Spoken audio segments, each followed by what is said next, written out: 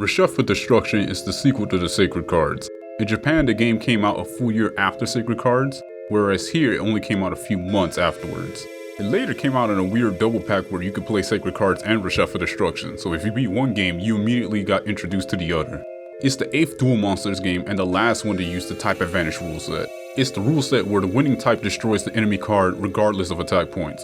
As wonky as this rule set was, I miss the experimentation with the rules every now and then. It's also the last GBA game to feature RPG-like gameplay. With that being said, I want to tell you something that hit me towards the end of the game. The more I played through these games, the more I realized the variety of these games start to decrease as time goes on. This is the first game that made me realize that I won't be playing another Yu-Gi-Oh game that's similar to this game in rule set or design. Now obviously there's other Yu-Gi-Oh games that I haven't talked about yet that are very unique. Eventually I'll get to a point where I only speak on battle simulators, and there's nothing wrong with them inherently. It's just the variety of games between the Yu-Gi-Oh games start to become stale. And then eventually we don't even get that anymore a lot of the time. Yu-Gi-Oh has always had a problem with variety, especially when you compare it to its competition. Pokemon players can play the Pokemon TCG, and if they're not liking where the TCG is at the moment, they could go back to playing the Pokemon games and the various other Pokemon games that they make different from the mainline games. Magic players have multiple formats that they could play in, with the majority of players actually participating in those different formats, such as Draft, Commander, and so on.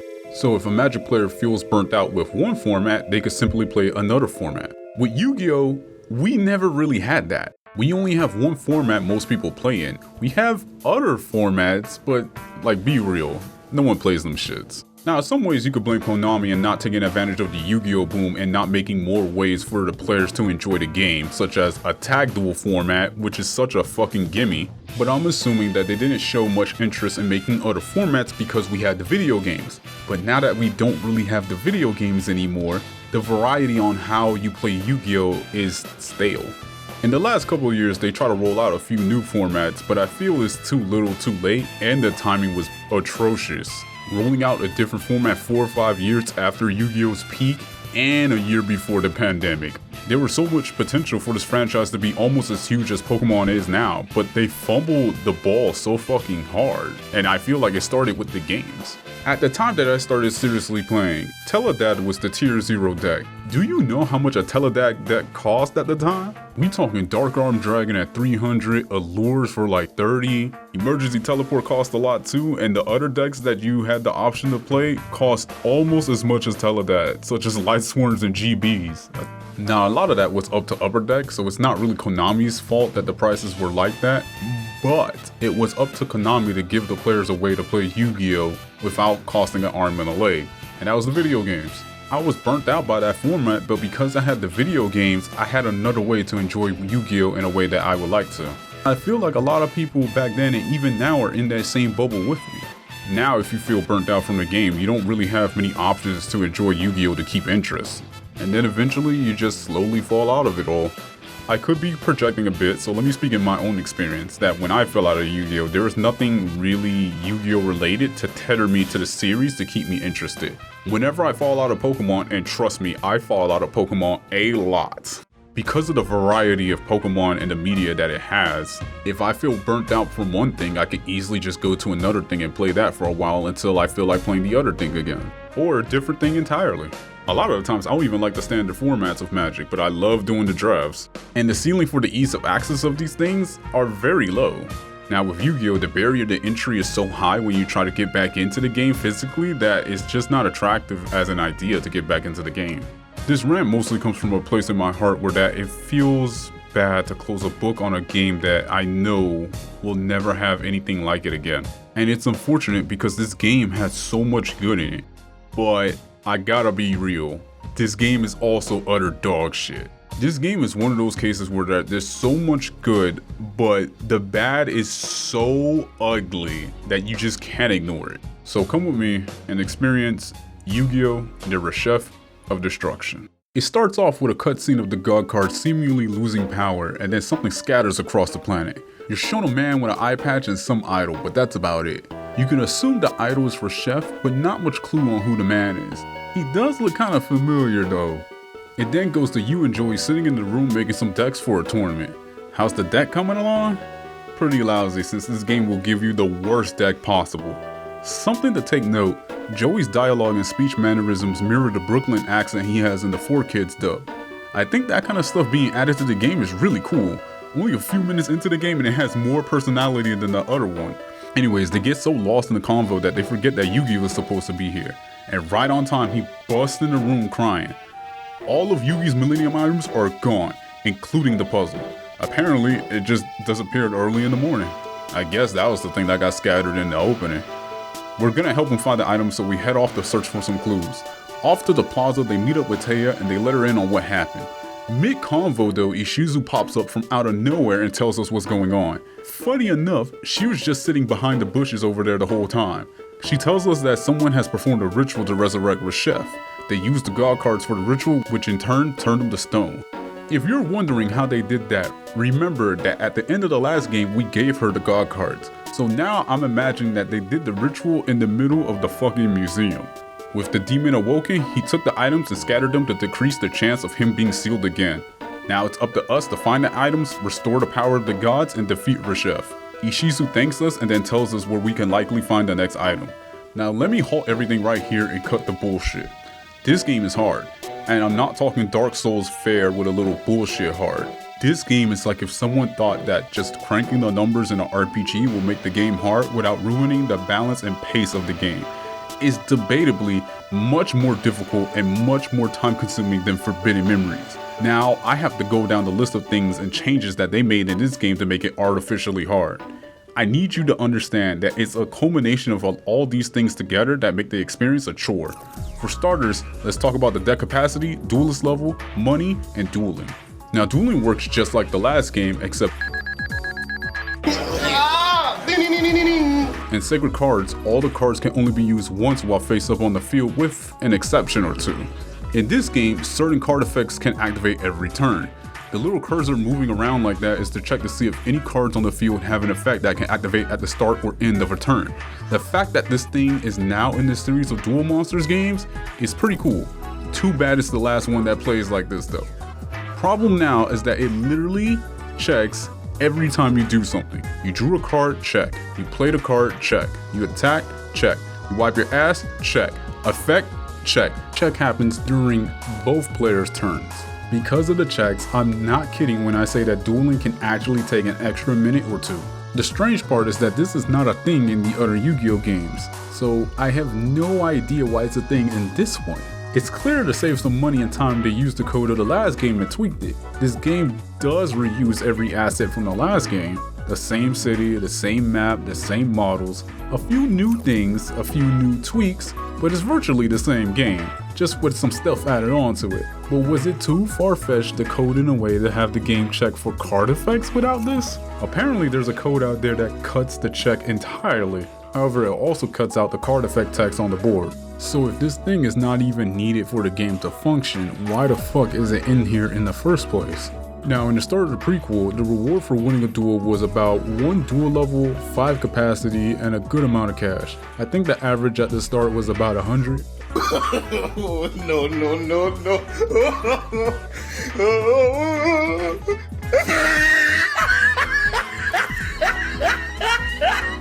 One capacity and 5 to 30 bucks. I would have to win 5 duels just to match winning 1 duel in Sacred Cards. Now if you duel some of the randoms, you get 3 capacity instead. The problem is that you can only duel each one once. So you can't grind the randoms and keep getting 3 capacity. You have to grind the main characters to get the capacity, and the ones at the start only give you 1. Now you're probably wondering why grind this early. And I'm gonna tell you right now, if you rush and— No, don't do it! He's too powerful! This game pulls no punches. In fact, it doesn't even throw punches. It's just fucking nukes from here on out. Take this duel with Joey. Now keep in mind, my highest monster that is not level 5 or higher in this deck is 800. Joey's monsters have 1000 defense. I have no chance to get over them unless I have their weakness. But I have to draw into that card for starters. And second, his deck has a variety of types, so that strat doesn't even consistently work. He summons Thousand Dragon, which has 2400 attack, and the game is a lost cause from there. So my deck is obviously too weak to beat him. So let me just go to the shop and buy some cards. Oh my god. It costs an arm and a leg just to buy shitty cards. There will be points in the game that you need to make your whole deck revolve around countering major opponents, but you can't do that with these absurd prices unless you grind. But even with the grinding, how can you get enough to get what you need? The game only gives you crumbs after a duel. The only way to get money is by selling cards. But it can't just be any old card. Most of the ones you win from randoms in Tristan are fucking terrible and don't do much for you. You can't duel Duke or Joey because their decks are way too much for you to handle at this point. So the only choice is Yugi. I want to make this clear that dueling Yugi at this point is a 50-50. Grinding off Yugi doesn't guarantee you an easy victory, or a good card sometimes. Yugi's most problematic cards are Mushroom Man, Exodia, and Sangan. This is probably the first time in recorded history that someone has to say on tape that Mushroom Man is a problem. Most of your cards at this point float around 500. Dickhead here is about 800 and Exodia is 1000. And each one has a different weakness from one another. Now if one hits the board, you might still have a chance. If the board ends up with any of these two cards, I'm getting cooked. the game is over. The good news is that he only has one copy of Exodia and one copy of Sangan. The bad news is that he has 3 dickheads. And the bad news does not end there. He has several cards to power up his monsters in his deck. A monster can easily reach 1000 attack with one of them. He has several copies of Spellbinding Circle, which decrease the attack of all your monsters by 500 points. You can easily lose the game just with one of these magic cards alone. If they're used in tandem, if you beat Yugi, there's a chance for you to get Exodia pieces and Spellbinding Circles. Now obviously, you can't run Exodia because the win condition is way too ass to pull off, and Spellbinding Circle is too high of a duelist level for you, so the best option is to sell them. But now the new problem arises. You cannot sell cards that you only have one copy of. You also cannot ante a card that you only have one copy of. You need to get multiple copies of these cards before you're able to sell them or use them for bets. Now, do you want to know how long I grinded against Yugi? It took me around 150 duels to get to the point where my deck is now. And after all of that, I ended up with a little more than 1750 capacity and around the 120s in the duelist level. That's not a lot at all. For reference, a good card like Revival Jam is 183. I would need 60 more duels to get to that level to use it, and that doesn't even guarantee that I could fit it in my deck. Now, the good that came out of the grinding was the fact that it seems the higher your duelist level gets, the more cards you'll see in the shop. Now, if you remember, Sacred Cards had a password system. In Sacred Cards, if you use a password, the card pops up in the shop, and then you have to buy it. It was a neat way to add some self-control to the password system. However, in this game, it's a complete blight. Not only do you have to buy the card in the shop for an extremely high price, but you also have to pay 1000 just to use the password machine. This is the most vile shit I have ever seen in a video game. The card already costs thousands and thousands of dollars. Why do I have to pay an extra 1000? I need the people who thought up this sick shit to suck dick for eternity. Now, I don't know if you paid close attention to my status screen earlier, but if you did, you probably saw something very strange. Life points. You're gonna love this. Instead of every duel having you and your opponent start at 8000, you start off with however many life points you ended the last duel with. So, if you started one game and ended up with 3000 life points, you'll start the next game with 3000 life points. Now, to be honest, this can be a neat idea if executed well. The idea of your life points being like a health bar is pretty interesting. It gives a lot more purpose to certain cards in the game. The problem is that the pacing is so dog shit that it doesn't allow this interesting idea to breathe. Only a few moments are balanced around this mechanic, so it ends up being more in the way than anything else. After most duels, you usually run back to the house to heal, and then you have to run back to where you was. It just ends up being an extra step between every single duel. Now, like I mentioned before, you can't really get far from this point without grinding. Maybe you'll win a game out of 20 or save scum like crazy, but that will only take you so far. Playing this game without any kind of grinding is pure self-torture. I'll tell you the strats that most people use to grind in this game and what I did to grind in this game. Some of the stuff I was told about way after the fact. I'm also not using passwords for this playthrough unless things get too stupid. Strange enough, it never got to that point. I use a password for Dark Flare Night and I left it in the shop as a panic button, in case the game gets too stupid. The game eventually started selling me one after my grind, so I bought one. So first things first, I dueled Yu-Gi-Oh multiple times to get the money I needed to buy the cards that I wanted. Through this, I was able to put some cards in my deck to even the playing field. The more I beat Yu-Gi, the stronger cards I got. The stronger my cards got, the easier and faster it was to beat Yu-Gi. Mirage Knight is one of the must-have cards from the start of the game, and it's good enough to be in your deck till the end of the game. If you're from the TCG, you're probably thinking, how the fuck, this card is buns? Well, in this game, it has an entirely new effect. At the start of the next turn, this card goes to the graveyard and summons in its place the Dark Magician and the Flame Swordsman from outside the deck. You don't even need Dark Magician or Flame Swordsman in your deck to activate this effect. They are summoned from outside of the deck, similar to tokens in the official game. In the last game, it was never really worth summoning a majority of 7-star and 8-star monsters. The fact that a low-cost monster can kill a high-cost monster just by having the right element doesn't really make summoning big monsters attractive. However, with Mirage Knight, you get 2 big monsters the next turn, which in the long run is a huge plus. The next card I got was the Legendary Fiend, and it's a single tribute monster. Most 5 to 6 star monsters with 2000 attack can cost a bit for this point of the game, even after some grinding. The Fiend is only 1500 by default, so it costs lower than most 6-star monsters.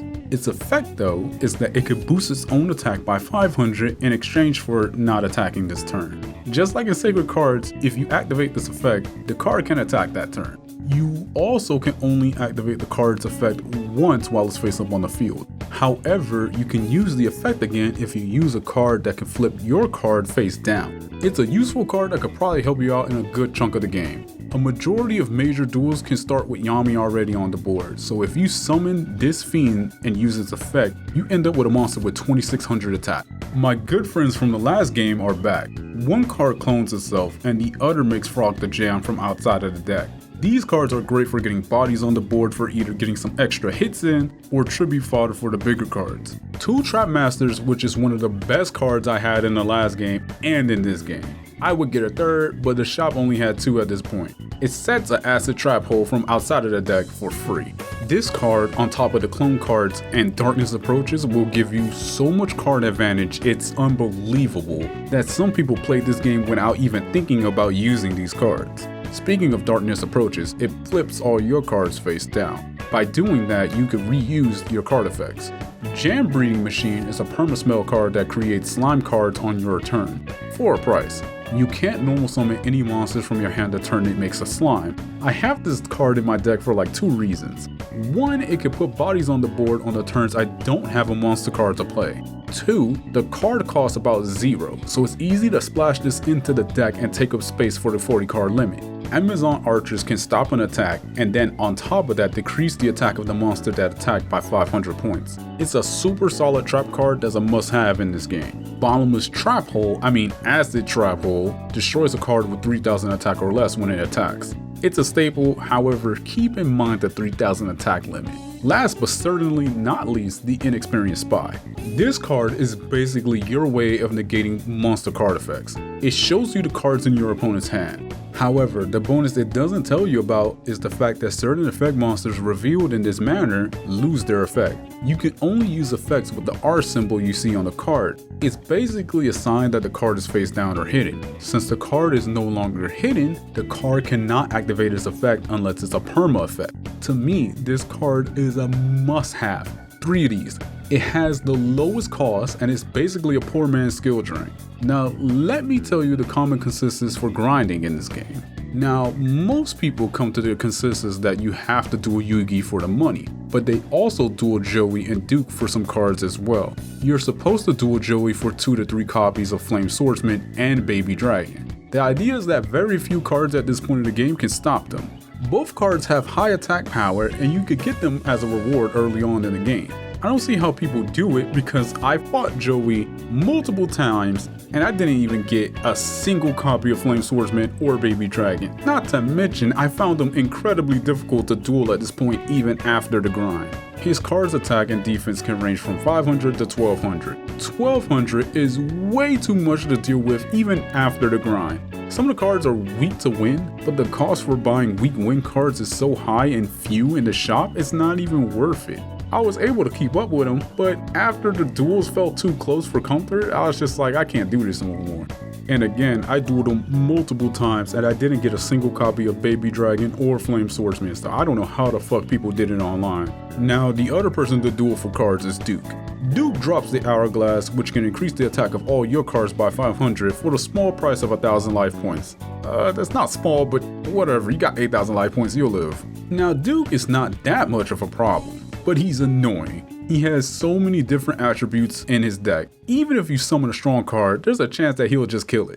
The other thing is the fact that out of all the times I dueled him, he never dropped it. The last thing that most people will use to make their life easier in this game is the password system. If you plan to use passwords, you use it to get low cost cards that are actually useful for the majority of the game. You also get staple monsters such as Dark Flare Knight and Vampire Lord, but I'll speak on them when the time comes. The first card you should run towards getting copies for is Infinite Dismissal. It negates the attack of a monster. That's it, it just negates one attack. Not only does this card gives you room to breathe, but it also has a low cost and it's cheap as fuck in the shop.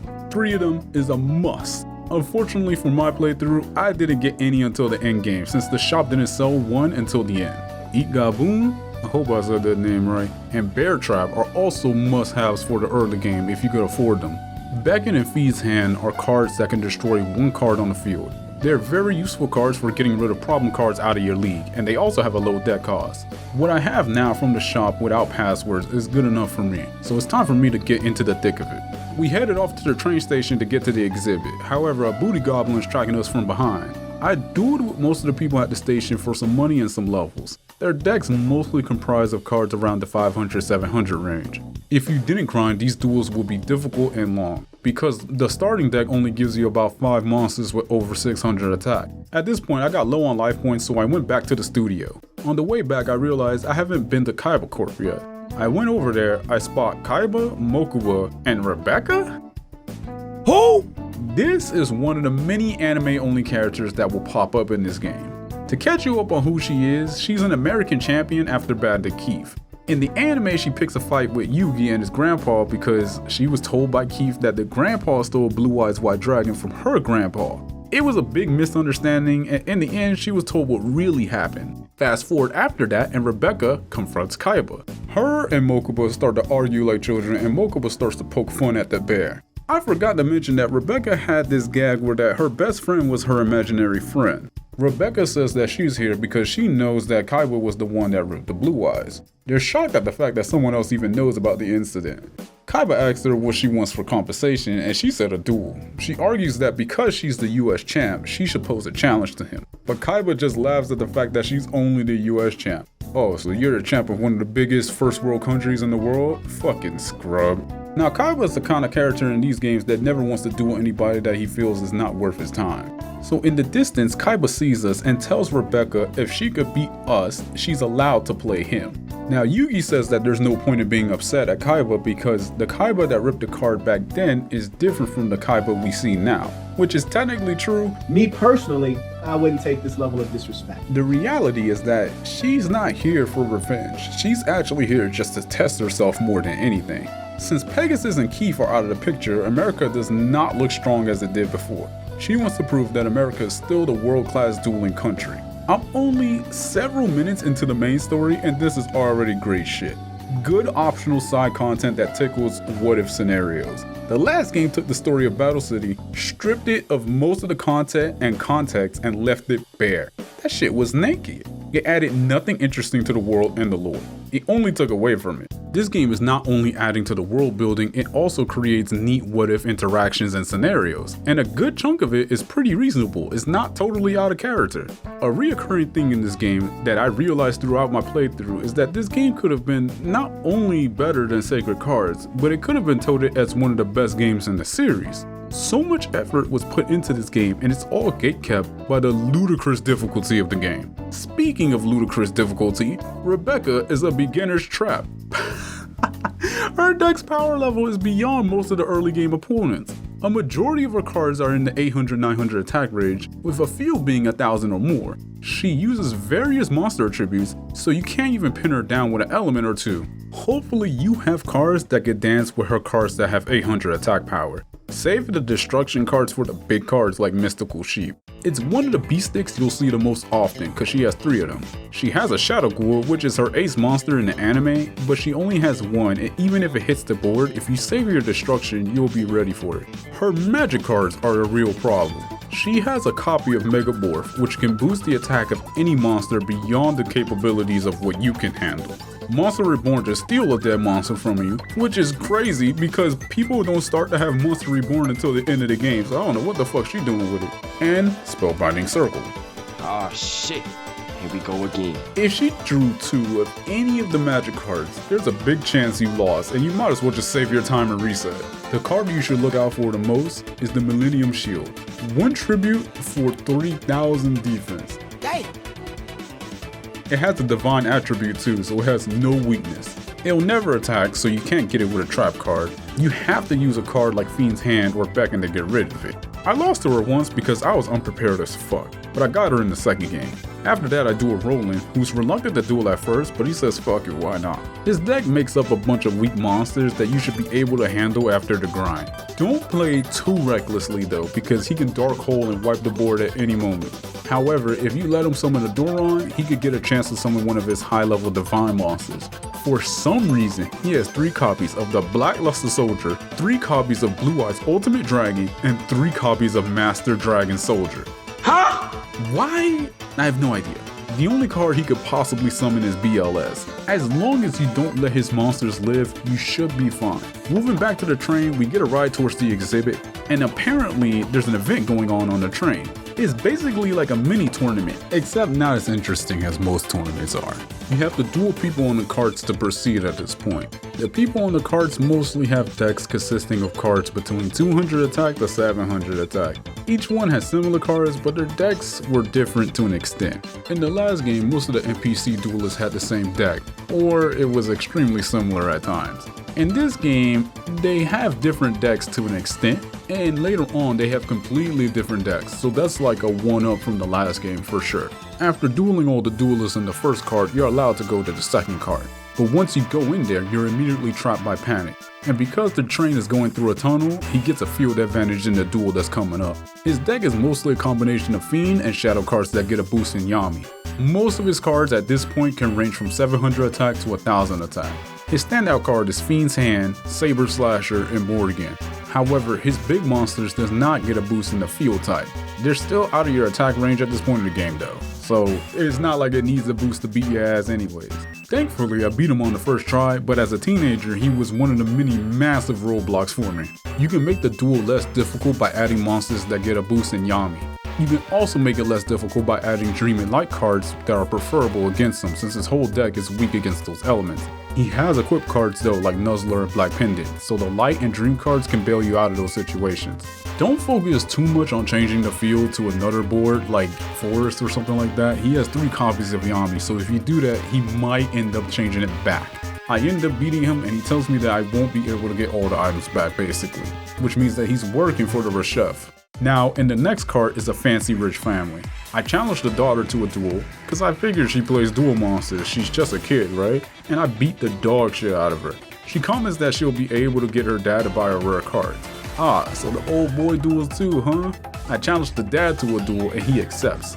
In the background, the wife is cheering for him, which is a nice touch, but shut the fuck up. Fuck you, bitch. Shut the fuck up, bitch. He has a bunch of cards that could range from 400 to 1k. He actually has a few cards that represent a theme of a rich father too. He has 3 copies of the Magical Hat and 3 copies of the Phantom Thief. He also has a copy of Leo Gun, which can represent the fatherly role he plays in his family, and Beam, which can probably mean that he keeps a watchful eye on them.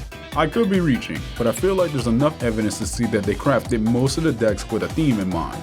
You can see this in other opponents too later on in the game. This probably explains why a lot of the NPCs have different decks. They all have a theme that they follow based on the dialogue they say or the character that they display throughout the game. Now that's quality.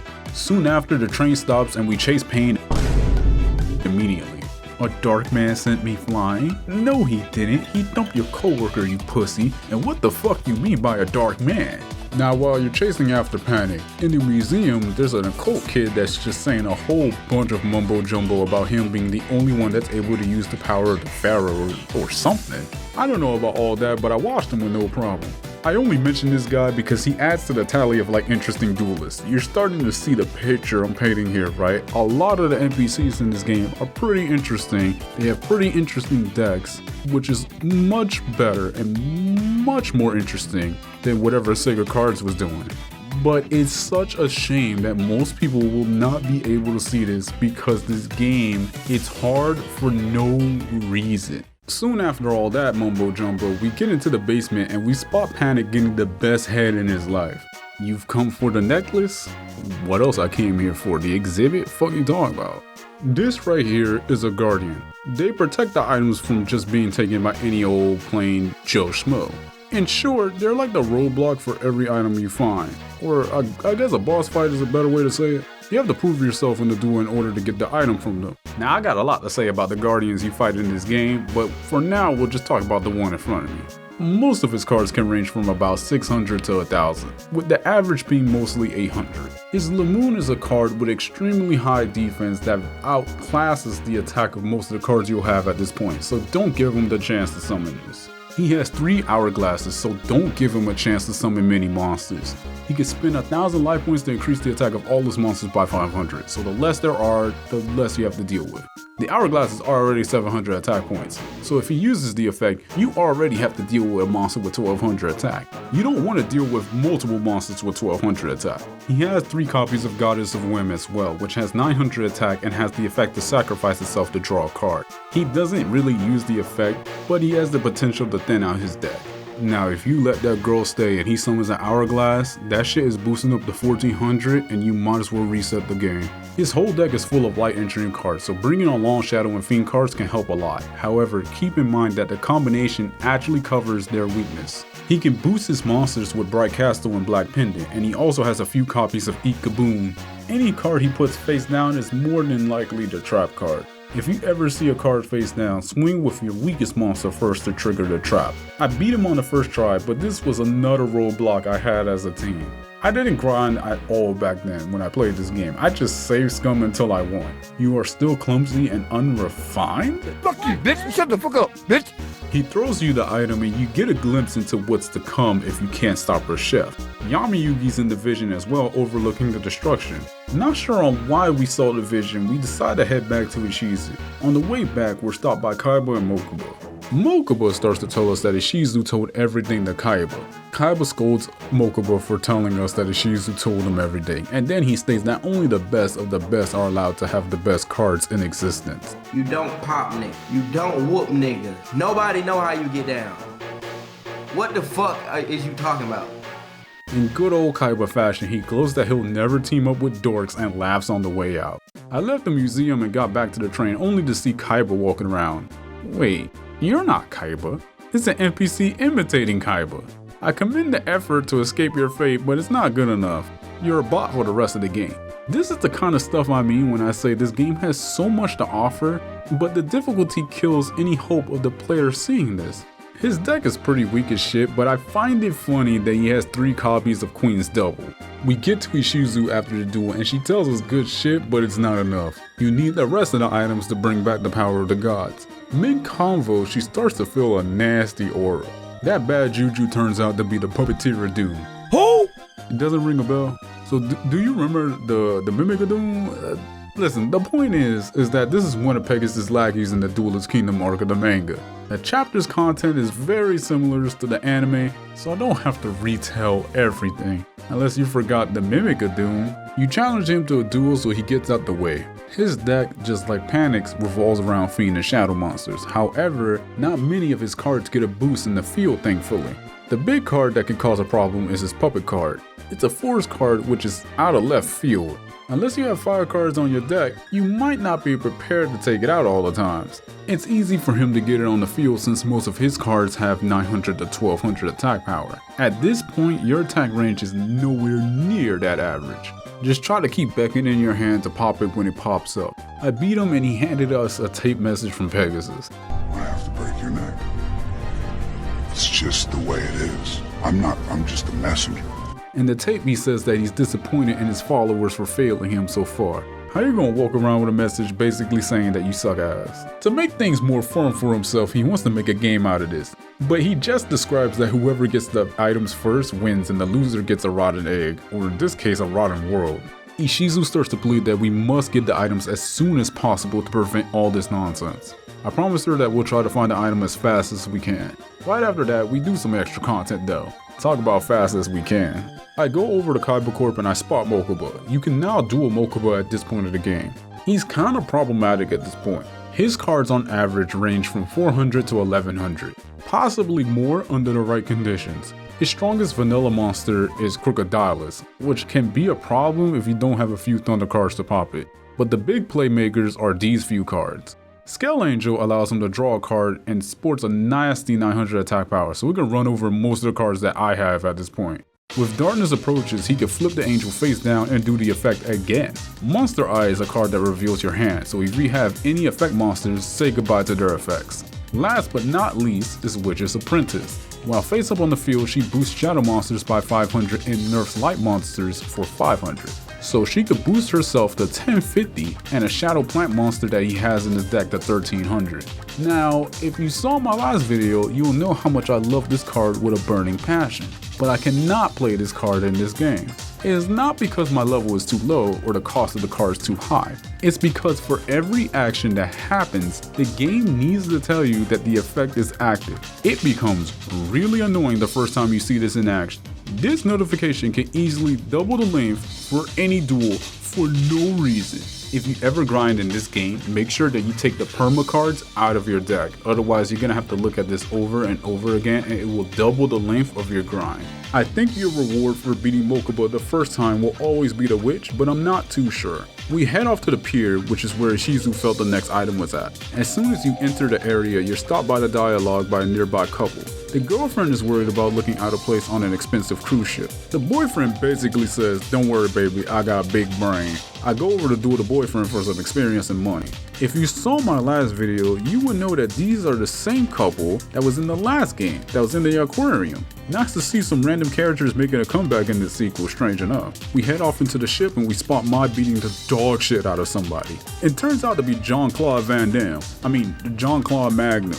He's here to get Mai to marry him, but she's just not having that shit. The creep wouldn't stop until Mai gave him an ultimatum. If he wins a duel with me, she'll marry him. Challenge you to a duel! It's the Yu-Gi-Oh world. You know everything has to be solved with a duel. If you were able to get this far, this guy's no problem. After beating him, Mai thanks us for the job well done. We ask Mai if she has any clue where the item is, but she doesn't know much about it. But she does open up the path to the storage for you to check out just in case. At this point, you have the option to duel with her and the people on the ship now. A duel? What's that? Can I win money? No? Then what's the point? I ask myself that question every day I played in tournament. I went ahead and dueled Mai and she blew my back out. Her cards' attack power range from 900 to 1300 and a good chunk of them are around 12 to 1300. With the game starting in mountains, you can expect the cards to reach up to 1600. At this point in the game, I don't have a single 3 or 4 star monster that goes over 1000 attack power. You will have to change your deck entirely just to beat Mai at this point. First off, you gotta get rid of the mountain if you can. Most of the tribute monsters I had were around 16 to 1700. Even if I got a chance to summon one, she could kill it easily with just one powered up card. Change the field to something but Sojin, because she has some Wind Warrior monsters in the deck. Second, fill a good chunk of your deck with forest, with a little splash of water and fire. Forest cards beat wind cards. However, she has a Blazing Chicken that has a fire attribute to counter your forest cards. It's also 1300 attack, so it's one of the bigger problems in her deck anyways, and she has 3 of them. That's what you have the water cards for. Since I had Toadmaster and Joran, I was good in that department. The fire cards are for the forest card called Niwatori and Peacock. Every now and then, if you're extremely unlucky, she could wipe your traps with Harpy's Feather Duster, so keep that in mind. And if she has a card face down, it's more than likely Amazon Archers. Try to have the weaker monsters swing first to proc the trap. You should also set your forest cards face down so that she can attack into it. There's a 9 out of 10 chance that the AI in this game will attack face down cards on your side of the field. Bait them into attacking your cards that have their type advantage. Now everything I just said I apply to my deck and I dueled her again. The duel had a rough start because she summoned Peacock and I had no outs to it. I did have enough bodies on board to stall till I drew what I needed and then I continued to win the duel. Afterwards, I got into the storage and I meet the next Guardian. Not many words were exchanged and the duel starts. His cards mostly range from 600 to 1000 attack and defense. Most of the cards lean towards 1000. They also have a variety of types, so you can't just pin them down with 1 or 2 types. It would help if you were mostly Water, Shadow, Fiend, and Dream though. His deck is technically weaker than mine, but because I can't pin him down with a weakness, I can't get through him. He consistently drew into his cards that have 1000 attack and I couldn't keep up at all. After losing to him about 2 times, I decided to go off and see if there's anything else to do. I don't want to grind again so early in this game, so that was definitely not going to be an option. So while going around looking for trouble, I spot Duke and Tristan dueling. Duke starts to blurt out that since he won, he gets to go on a date with Joey's sister. Joey overhears this shit and starts going off. Now Tristan starts to scold Duke as well, saying that he agrees with everything Joey is saying. The reality though is that Tristan was the one who made up the challenge in the first place, and it's strange that he even thought up this challenge because he's so dog shit at dueling in the first place. This might be a little out of character, but I'll excuse it. Serenity pops in at the right moment right before Joey was about to blow his cap off. They start to hound her on what kind of guy she likes, and she says someone strong like Mai. So they run like flies to find Mai. Curious about what's going on, I head off to the ship to only see them doing military training under the orders of Mai. They start to bitch and moan about the training, and she suggests that maybe they should just go on a journey to improve their dueling skills.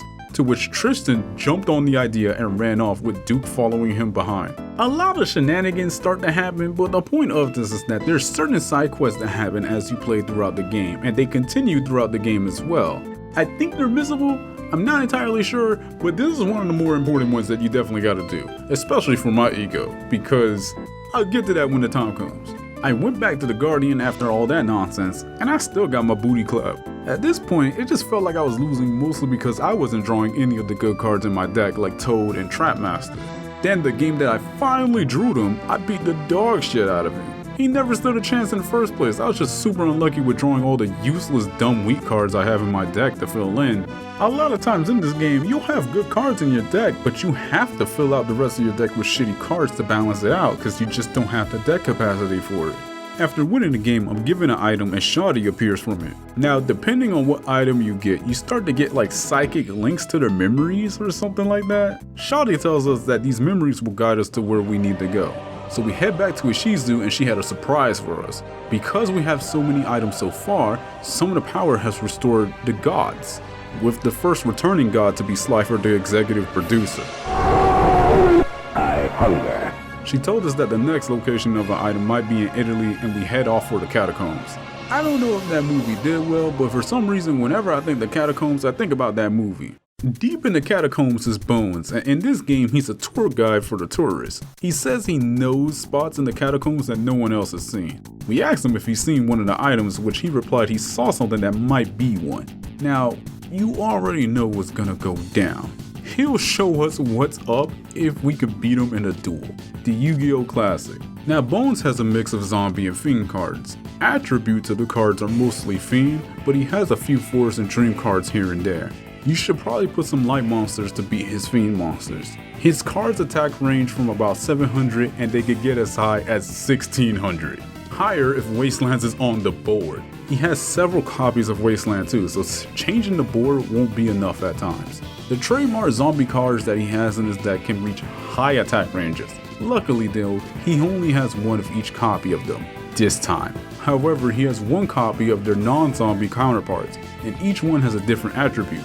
He also has Pumpkin, which can boost the zombie cards. It's a forest card too, so your light cards can't pop it. I had more problems with him than Mai because he kept drawing into the zombies that were not fiend cards. I scummed out the game by having Trapmaster in the first hand, and then I drew into the Legendary Fiend. If he drew Dragon Zombie at the right moment, I would have been cooked. Soon after the duel, a familiar face appears. Actually, several familiar faces. It's Bandit Keith, Strings, and Seeker. What kind of all-star? What the hell is this? Keith starts to shit on Bones, saying his deck is just as lame as ever. Now, you're probably thinking, what the heck is Bandit Keith doing with Rare Hunters? In the last game, he was actually a part of the Rare Hunters, and it seemed like he was there of his own will. In this game, he starts to talk mad shit. He explains that Merrick lost like a chump and he took over command of the ghouls. Through this takeover, he now dubs them the Neo Ghouls, and their goal is to get the items and the god cards for themselves. Arcana soon comes in to tell Keith something under his breath, and then Keith declares that with this info, he's now officially in the race for the gods, and he just dips. After the smoke clears, Bone shows you the way to the next item, and you meet a Guardian, again. This one has an average range of cards that float around 900 attack power. Now the deck has a wide variety of monsters with different attributes, so again, another duel where you can't pin down a weakness on them. The further you get in this game, the less often you could beat certain opponents just by having their weakness. The most notable cards in their deck is the Electric Lizard and Toadmaster. Because of Toadmaster, it's very possible for him to summon a high level monster like Stone Dick. The Electric Lizard is a card that could paralyze one of your monsters, so you won't be able to attack or tribute that monster once it gets zapped. If you see a card face down, it's more than likely Ikaboom, and he has 3 copies of it. This was the first duel I got to summon Slifer, and it was cool at first, but then the game kept shoving its effect down my throat. I washed him and I got the next item, which was the ring. A vision of Yami Bakura pops up and he starts to talk mad shit. He sees that we're in a rat race for the god's power, and he foresees a world covered in darkness, something that's perfect for him, he notes. You know where we gotta go next? Time to visit Ishizu. We tell her that Keith is now the leader of the ghouls, and now he's casting the die in the race. She hopes that his heart won't be consumed by Reshef, since he preys on the darkness in people's hearts. She tells us the next location of an item, and it happens to be in the land of Tencent, specifically the Great Wall of China. As soon as we come into the scene, Baldy over here jumps over to us and he tries to sell us some nudes. We brush him off to the side, but up ahead, Spalding over here was saying this is the Great Wall of China. No shit, it's the Great Tower of Pizza.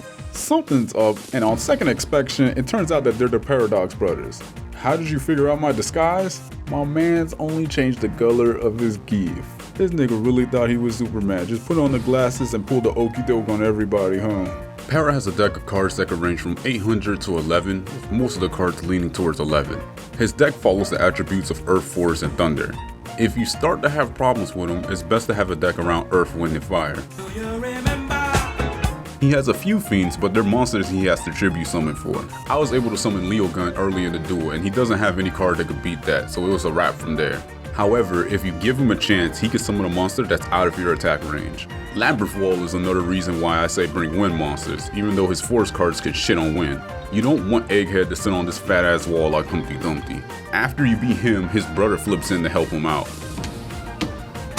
At the same time, Kaiba comes in and starts shitting on us. Instead of admitting that he's here to help, he mostly says that he's just here to take down the Lackeys.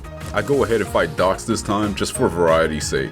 Dox is a little bit more difficult than his brother if you're unlucky. He's the opposite of his brother, where most of his low star cards are focused around water, fire, and wind. However, he has a few extra high star monsters. We're talking like he even has a copy of the Gate Guardian. The biggest thing that separates him from anyone else before this point is that he has one of the deadliest 4-star cards in the game, Jurai Gumo, a 2200 beat stick that has more attack than most 5 and 6-star monsters. Most of the cards in my deck at this point don't even crack 1000, and my bigger monsters only lurk around 16 to 2000. Luckily, his deck is so top heavy that he breaks more than Shaq at the free throw line. Oh no! This is the first time you start to peer into the game and see how nasty it could get. I want to get across the fact that I've been winning most of the duels on the first try against these bots, but don't forget that I had to grind a huge amount of numbers just to be able to keep up with them. You only won because of my help? What? It turns out Kaiba came this way to tell us about some info about the Neo Ghouls, but you know how Kaiba helps people. Down the way is the next Guardian. This Guardian has every attribute in his deck, so you can't bully them with one type as per usual. His deck also has a lot of Asian influence and references. His deck is not really anything special. If you're able to beat the Paradox Brothers, you're able to beat this guy for sure. We bring the item back to Ishizu and now we get to have Obelisk the Tormentor. However, Obelisk doesn't want your ass. Instead, Kaiba comes out the woodwork and cucks you. Right after this fiasco, Tristan pops in. He wants to ask Joey if it's okay to take Serenity to see Kaiba Man. You want to convince Joey to let you take his sister to the ops? What is you talking about? Ishizu in the background suggests that we should probably do that and just take some time off from the main quest. It's nice to see these characters interact with each other in this way. It's like watching a lost arc in the anime.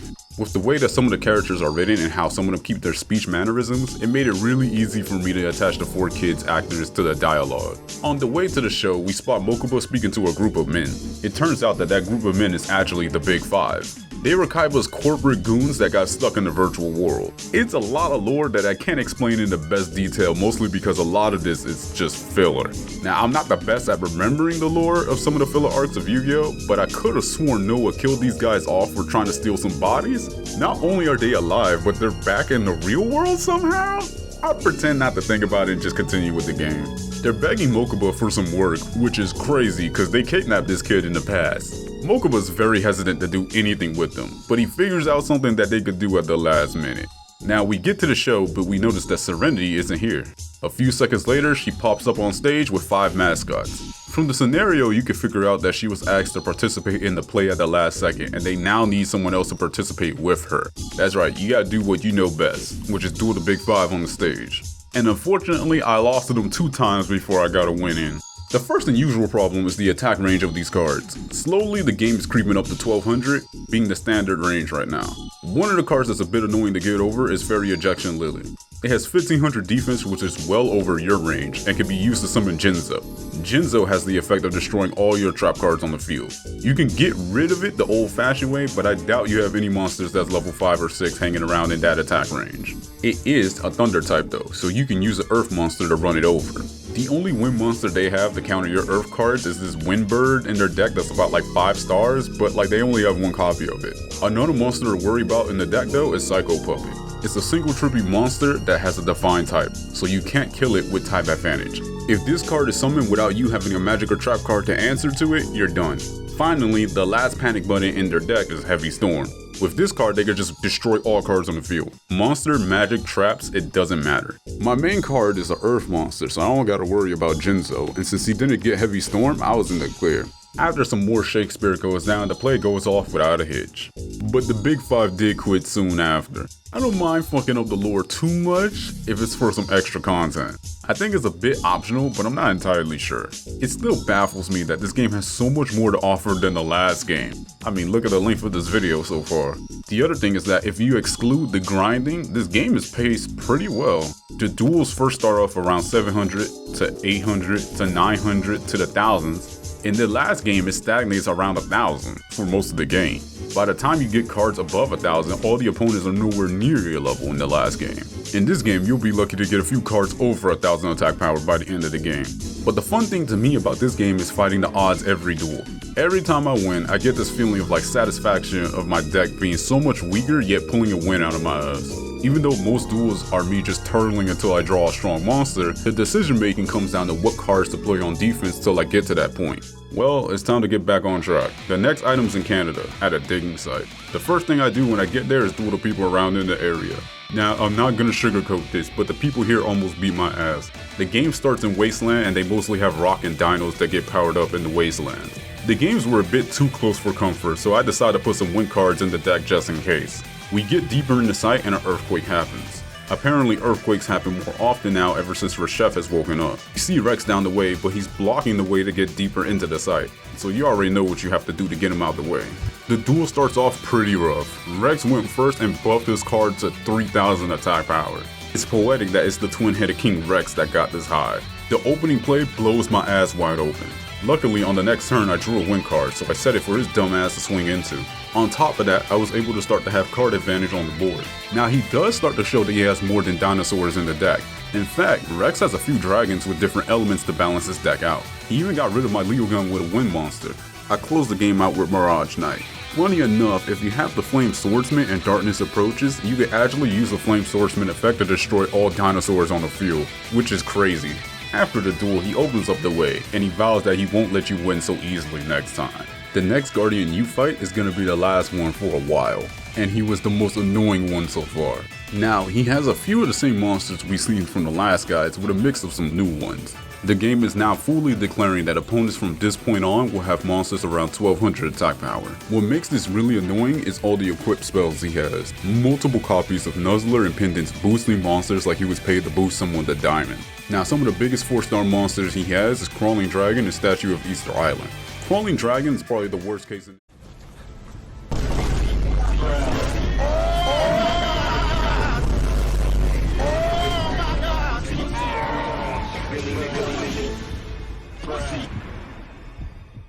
if he summons this, but he only has one copy of it in the deck. In this duel, I had a close back and forth with him. Even when I summoned Leo Gun, he pulled out a Heavy Storm just to get rid of it. But most of the back and forth was me winning type advantage while they just needed power to run me over. I had another close duel with him, but I just couldn't match the power of his cards. In times like this, it's time to cool off by going around the map for some content. I checked a few spots and I happened upon the Catacombs. Van Damme is there pestering Bones about his fortune. Apparently Bones is now a fortune teller on top of being a tour guide. My guy is about that bag. Jean-Claude asks Bones if there's any chance of him marrying Mai, to which Bones replies that he can marry her if he wins 3 duels in a row. He spots us soon after and immediately gets the idea to duel one of us. His deck this time is much more difficult than the first time. He has a warrior deck that's mostly female cards and acting related stuff. In the anime he had a ninja deck, so he has a few ninja cards this time. He also has Doron and Queen's Double. I think it's a reference to like actors having stunt doubles. With Doron he could summon his ace monster real easy, which is Hungry Hamburger. Why the fuck is a burger a warrior card, by the way? It looks something closer to a fiend monster than a warrior. Do you think that shit tastes good? I beat his ass soundly and he has a genius idea to find 3 weaker duelists to beat them. Unfortunately, Bones confirms that losing one duel ruins the whole fortune. From this point on, Bones can tell you side quests that's happening in the world. I think. Honestly, he could just be a step for the next one coming up, cause he doesn't really stick with this gimmick throughout the whole game. But he also speaks on side content in the future, so it can go either way. We speak to Bones and he tries to predict your future romantic partner? I don't think I need to be told about romance options from this dusty ass kid. Gag aside, it's basically trying to get you to Domino City and find Taya. Truthfully, it's hard to even follow the dialogue here personally for me. It's as if he's reading someone else's fortune and not my own. I don't even know who has the initials of SP. At Domino, Taya's waiting at the fountain.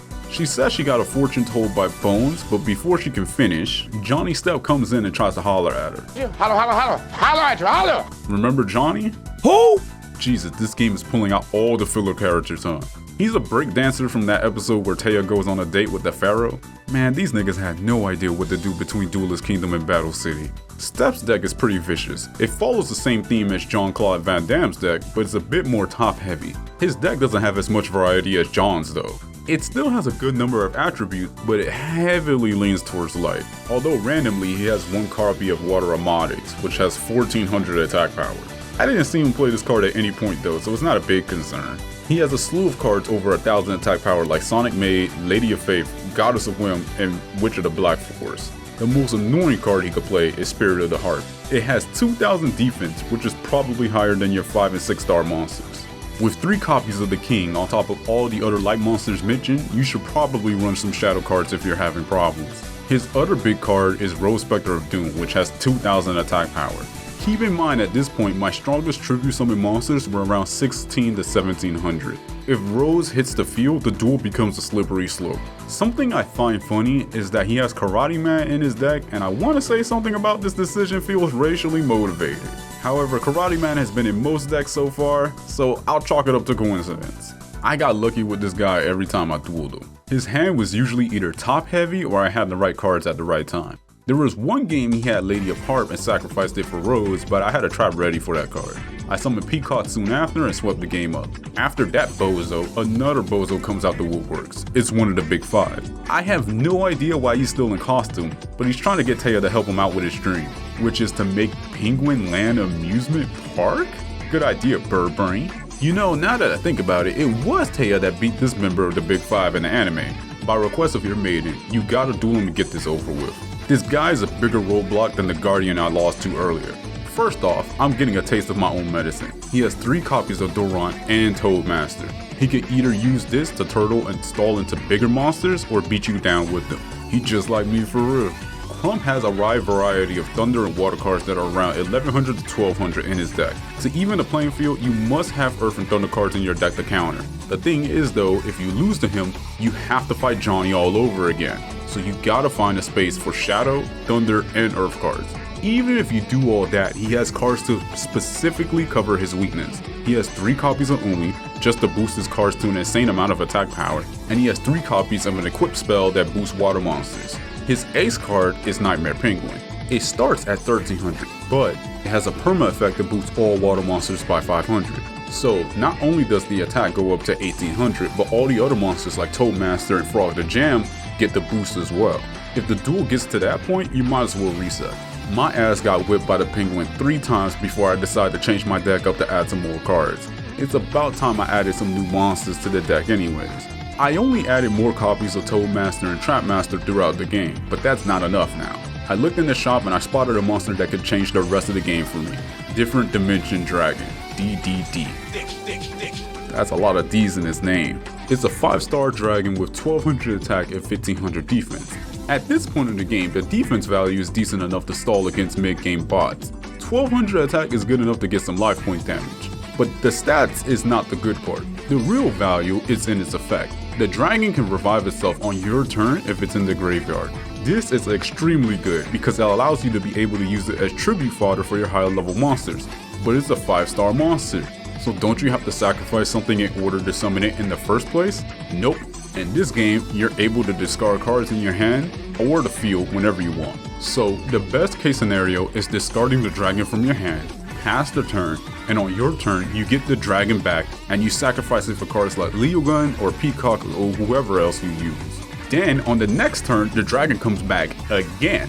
A card like this in combination with Doron, Toadmaster, and Trapmaster makes it so much easier to summon a monster like Scythe or the Sky Dragon. The only drawback to this card is that it must be the last card in your graveyard for the effect to work. So if you discard it, summon a monster, and that monster dies, you won't get your dragon back. I have to pick and choose my spots on when it's a good time to discard the dragon.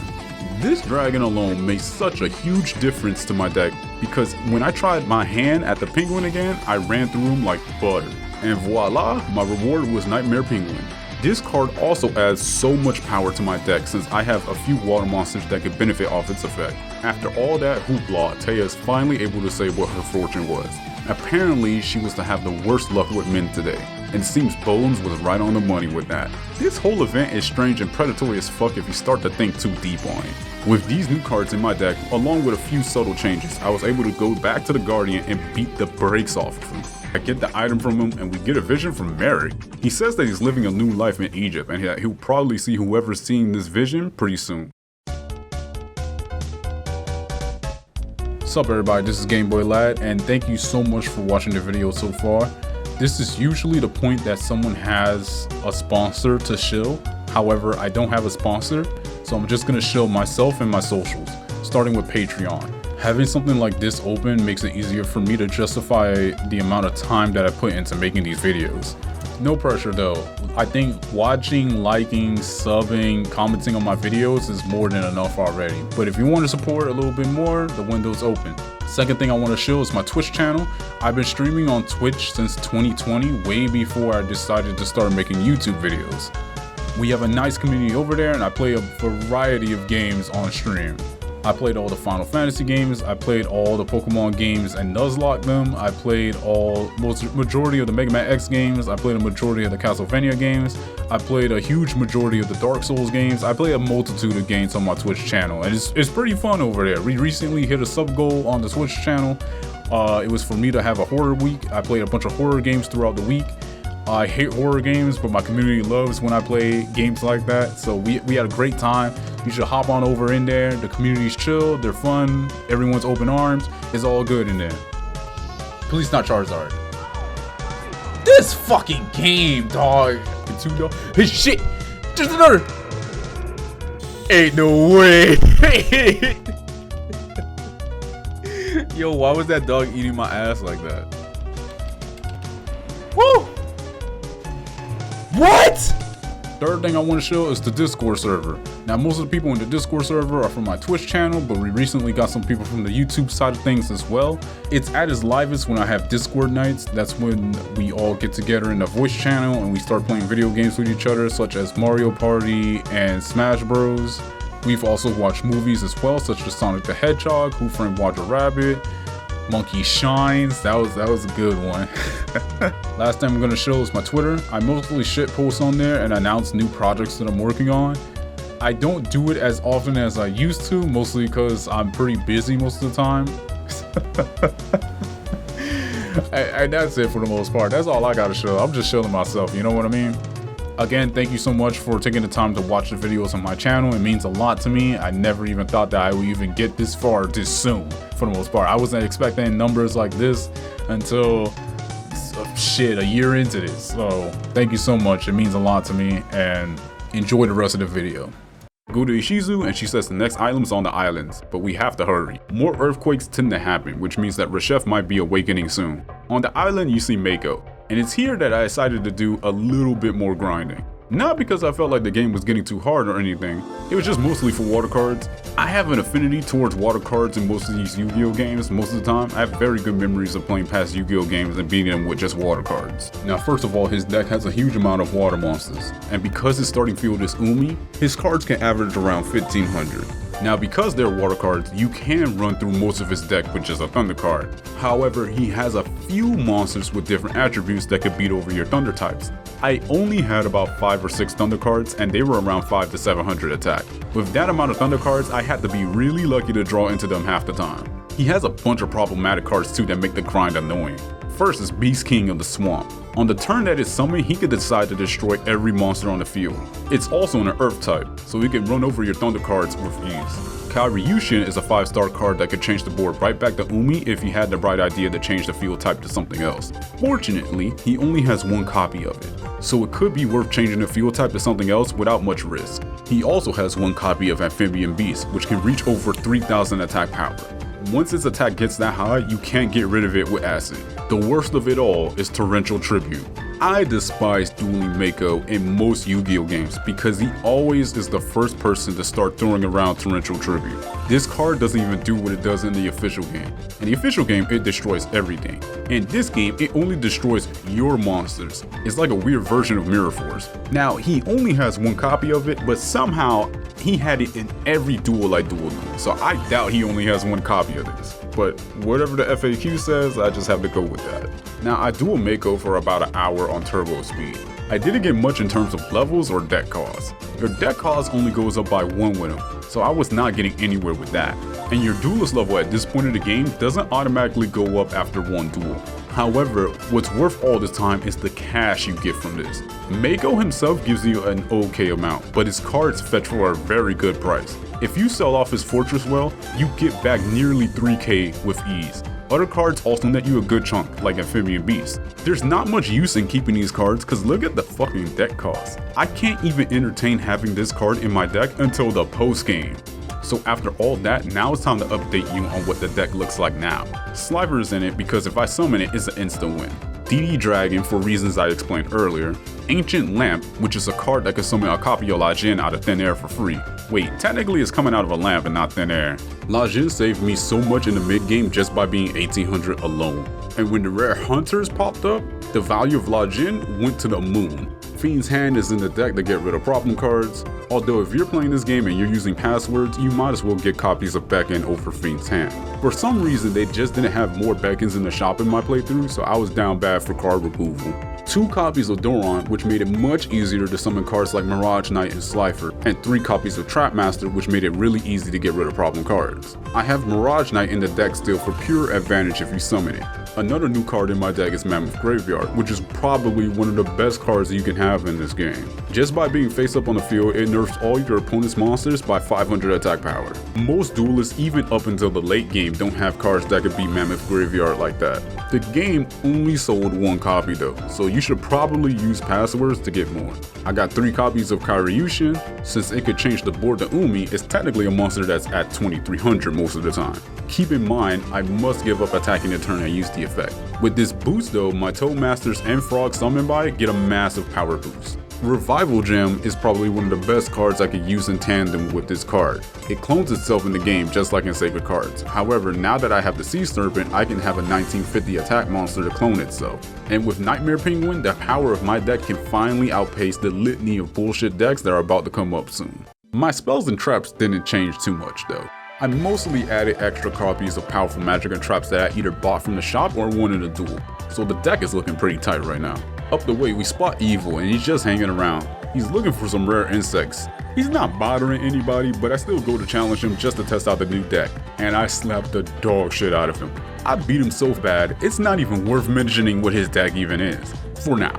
I go inside the building and you see Yugi? And he's taking the next item. He comes up to us right after and says, "What's good?" Yugi starts demanding that we hand over the rest of the items, which starts to alarm the group. Were they not alarmed by the fact that Yami Yugi was here in the flesh? The convo starts to go left, and it's soon revealed that it's actually the Mimic of Doom. This was one of Pegasus' dude boys in the anime of Duelist Kingdom. Now, he has a deck that leans towards Dream with a splash of a few other types. Cards like Big Eye, who can be boosted to 1500 if Yami is on the board, are really annoying to deal with. The biggest low star monster in his deck is a basic insect looking card. How is this thing even a fiend in the first place and not an insect? It has 1400 defense, which compared to the changes that I made to the deck isn't too crazy. The problem is that the game starts in Yami, so his defense spikes up to 1800.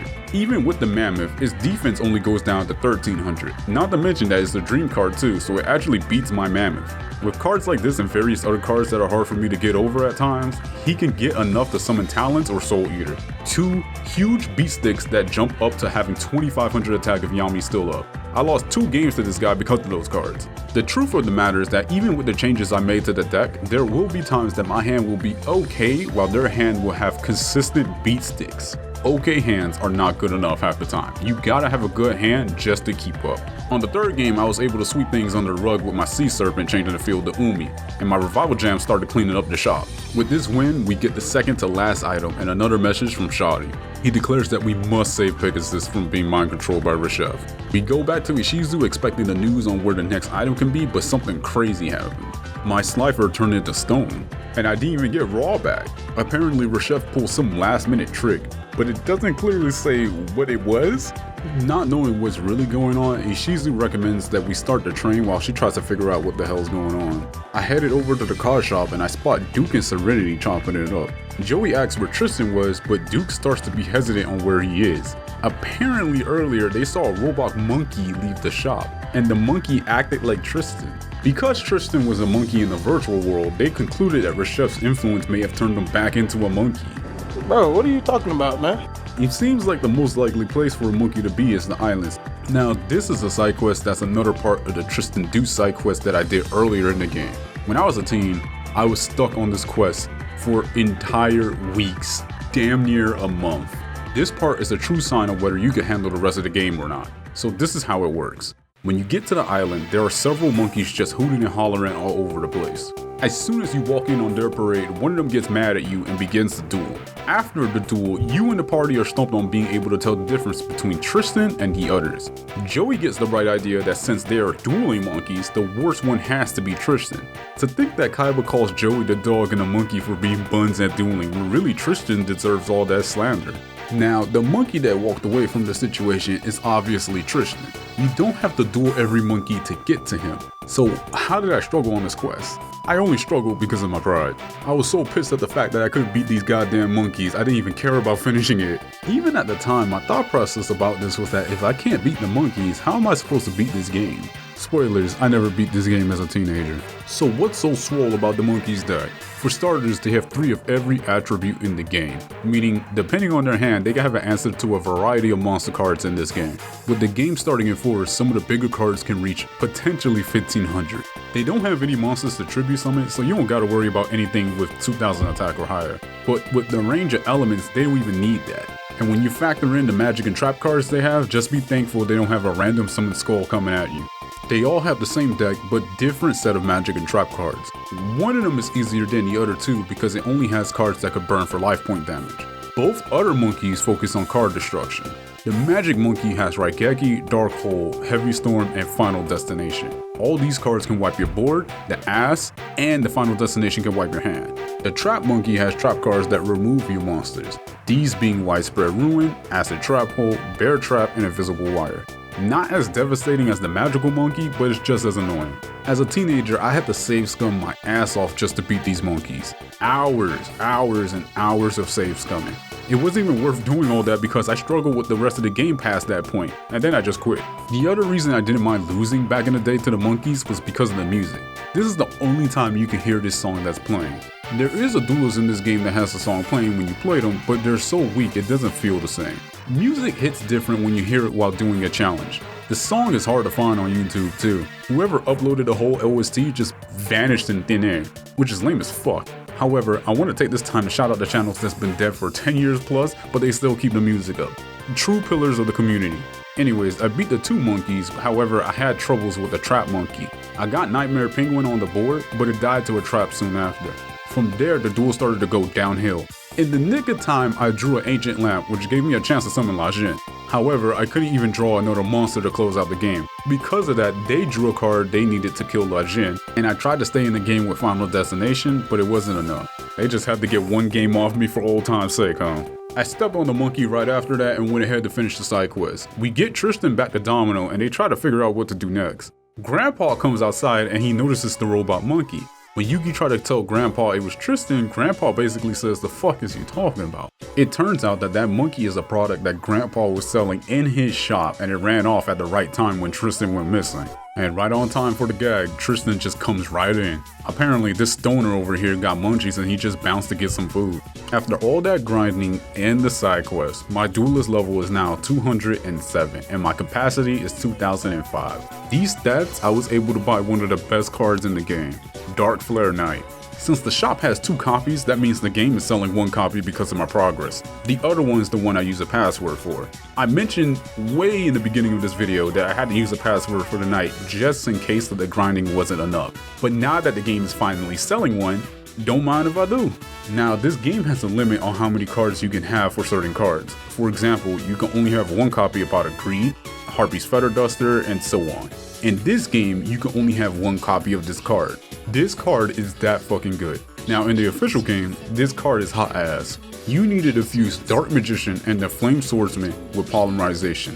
2 top heavy monsters, with one of them already being a fusion monster by the way, and a Polymerization just to summon a weaker card than one of the cards you fuse for it. Now when it dies, it summons Mirage Knight directly from your deck, but it will only summon it if it died in battle.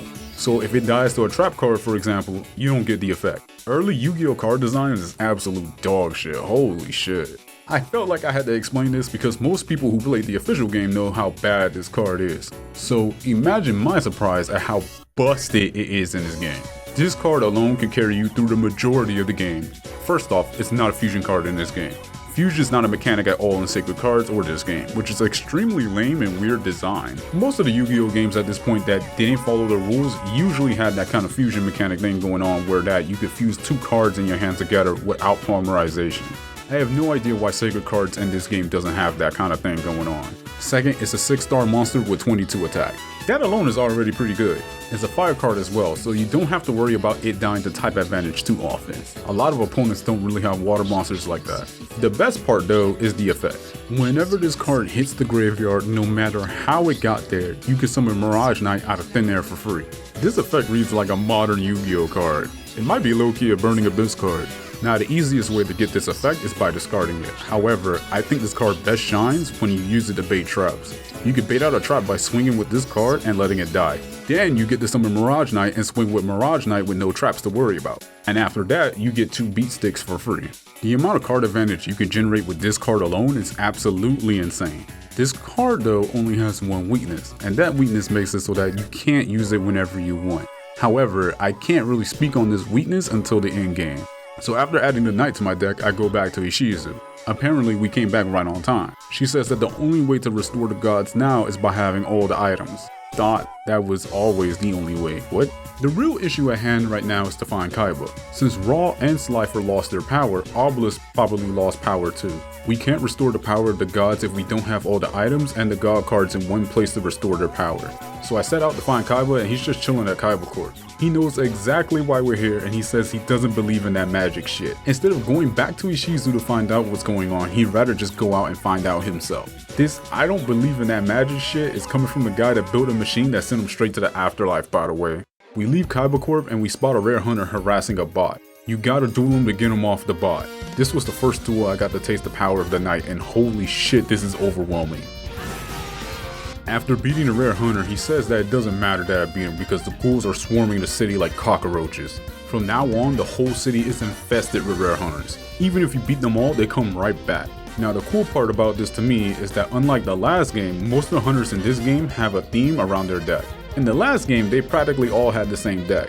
To list a few examples in this game, off the top of my head, I remember one hunter on the bottom right of Domino having a deck around warrior monsters. There's another one based around like fiends that are dreams. There's another that's a dragon deck. There's another that has like an insect deck, and so on and so on.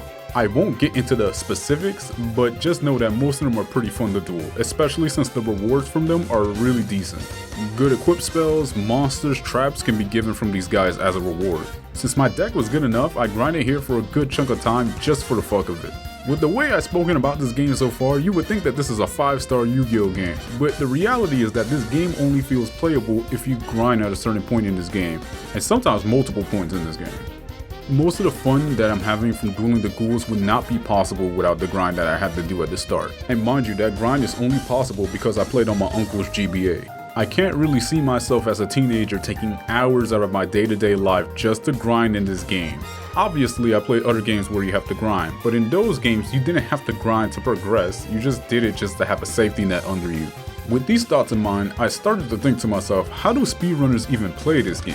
Out of curiosity, I sometimes get interested in what's the most optimal way to play a game just for completion's sake. It's interesting to look into the world of how people arrive at finding out ideas and routes to take to beat a game with little to no problems. Yu-Gi-Oh! Forbidden Memories is one of the most popular games that people speedrun when it comes to Yu-Gi-Oh! The fun in most of the runs you'll have being at the mercy of RNG gives a sense of not every run feeling the same from start to finish.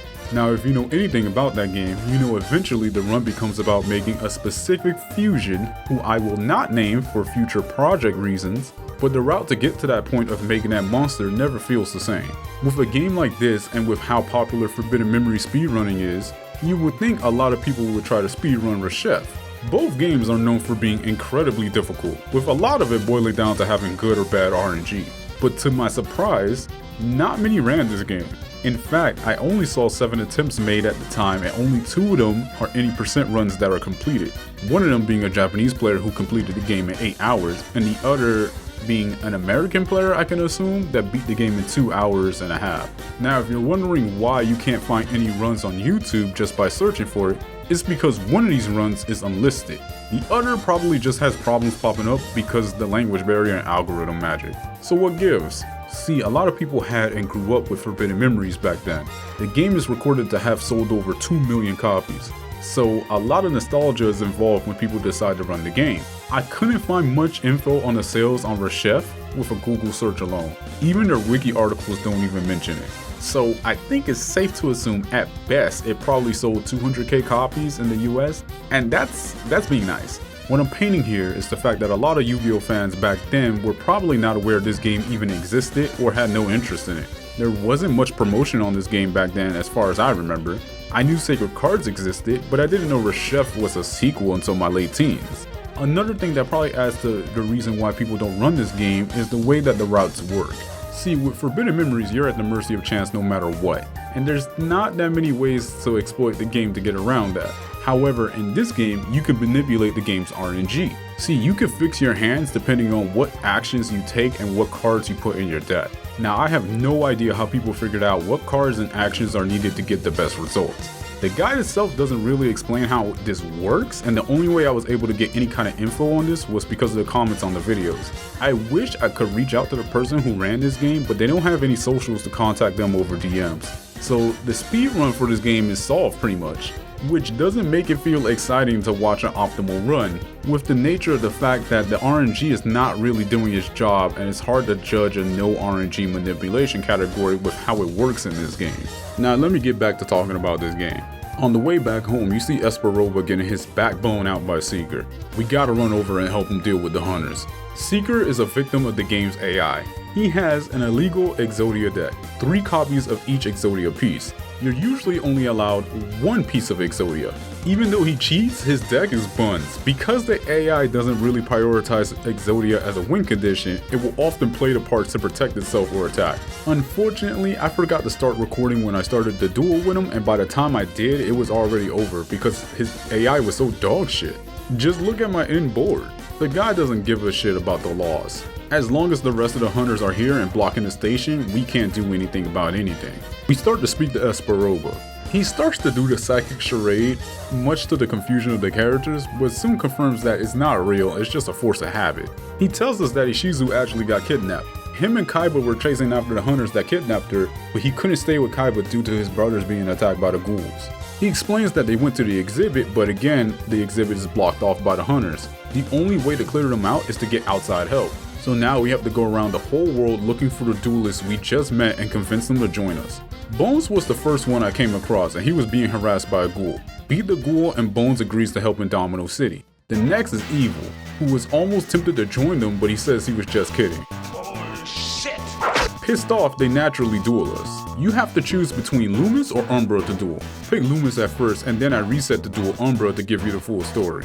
Please pick Loomis. That's not to say that Loomis is easy. He has a deck of Wind, Dream, Dark, and Forest cards that float around 1500 or less. The biggest offensive threats that he has is the Tiki Elders and the Four-Faced Beast. Both can boost up to 1950 because of the field. With the Mass Sorcerer, he can have high defense monsters to stall with. If you give him a turn to breathe, he can summon his ace card, Mask of Shine and Darkness. It's the Divine Fiend, which means on Yami, it can reach up to 2600. You can't kill it with type advantage. He has 3 of them too, so it's very likely he could summon one.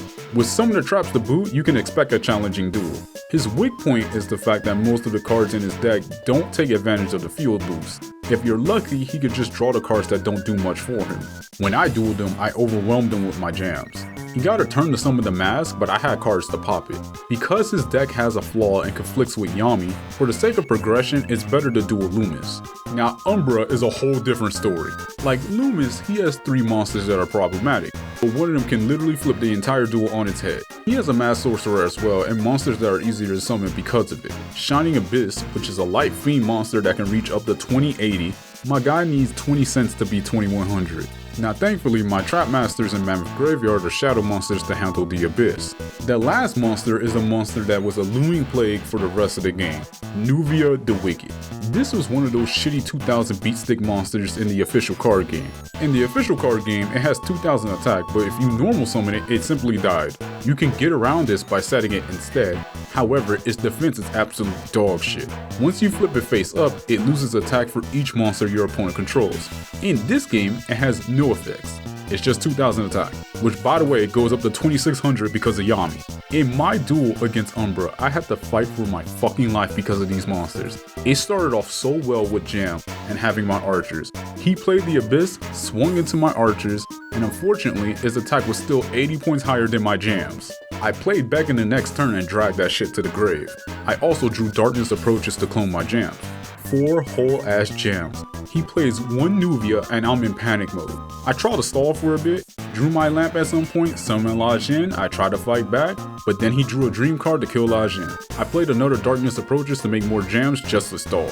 I drew more monsters to clone and stall with, and now I'm down to 2 cards. If I don't draw something right now, I'm fucked. And right on time, I draw the Sea Snake. From that point, I won the duel, but did you see how much card advantage I started to lose as soon as he played that 1 card? And this nigga had the audacity to say I got lucky. You damn right I got lucky. Now Joey's not excited about the news of Weevil being on our team, but we have no choice. Evil gets pissed at the fact that they would rather take over Domino City than steal his cards. A center for ants! Ain't no one trying to steal that shit, man. The next duelist to get is Mako. He's weirded out by the mime and he doesn't really have the nerves to duel him, so I guess it's up to us to deal with Strings. Strings' deck is carefully crafted to counter his main weakness. His most deadly cards are water monsters. Because of that, he has a wide variety of earth monsters to counter thunder types. If you have a problem with him, I advise using thunder and wind monsters. He has 3 copies of a monster with 2000 defense and revival jam. With cards like this, it makes it easy for him to summon his Worm Drake. The only thing that holds back his deck from greatness is the fact that he doesn't get any advantage from Yami. I drew badly at the start, so all I could do was stall. Thankfully, at some point though, he decided to summon the Worm Drake. Because of that, he left one of my monsters alive. I was able to summon my Penguin in defense mode after that. Exploiting the AI in this game is easy. Whenever you have a card they can't kill, they decide to put all their cards in defense position. With this opportunity, I ran over his cards with my jams. Next up on the list was Rex. What happened there wasn't too eventful, just gotta duel one of the ghouls and send Rex to Domino City. Mai was the last one I went out to look for last, and man was this stressful. When you first arrive on the scene, you see the couple from way earlier getting mugged for the cards. He apparently gave up his deck to protect his girlfriend, but the hesitation with him saying that— Stop the cap. Inside the ship is a group of ghouls and Arcana attacking Mai. She's handling the throwaways and Arcana just keeps on calling for more. To stop this, we gotta duel Arcana. And the man was a bitch to duel. His deck is a mix of fiends and spellcasters around 1500, and Yami, a lot of the cards are going around 18 to 19. Most of the cards are either light, shadow, fiend, dream, or forest, so trying to win with a type advantage isn't too feasible. If you have Witch's Day Off or Exile of the Wicked, you'll have an easier time with this duel. Witch's Day Off implies a witch taking a day off, but I assure you that's not the only thing they're off from. When played, it destroys all spellcaster cards on the field. Exile does the same thing, but for fiend cards. The problem is, I don't have those two cards. I wasn't aware that another thing people do when they grind in this game is that they grind for enough money to get 3 copies of every type specific destruction card. One of the cards in his deck is an 1800 beat stick that can restore his life points by 1000, possibly making the duel more difficult to close out. He has a Dark Magician, but it's not the version you hope for. He also has a Puppet of Demise too. He's one of the first few opponents to have 2 whole playsets of equipped spells. Because of this, I highly recommend putting Reverse Trap in your deck. It's a trap that can reverse the effects of their boost. I put 3 copies of this card in my deck before because I just wanted to have space for Dark Flare Knight. But now the card is actually playing off. At the end of the day though, I just couldn't beat Arcana. I tried to get at him twice but lost both times against him. Even when I got the field advantage, he just played Yami to take it back and run me over. After the loss, I went to the shop to see if I could get a Witch's Day Off, and coincidentally they had a couple to buy.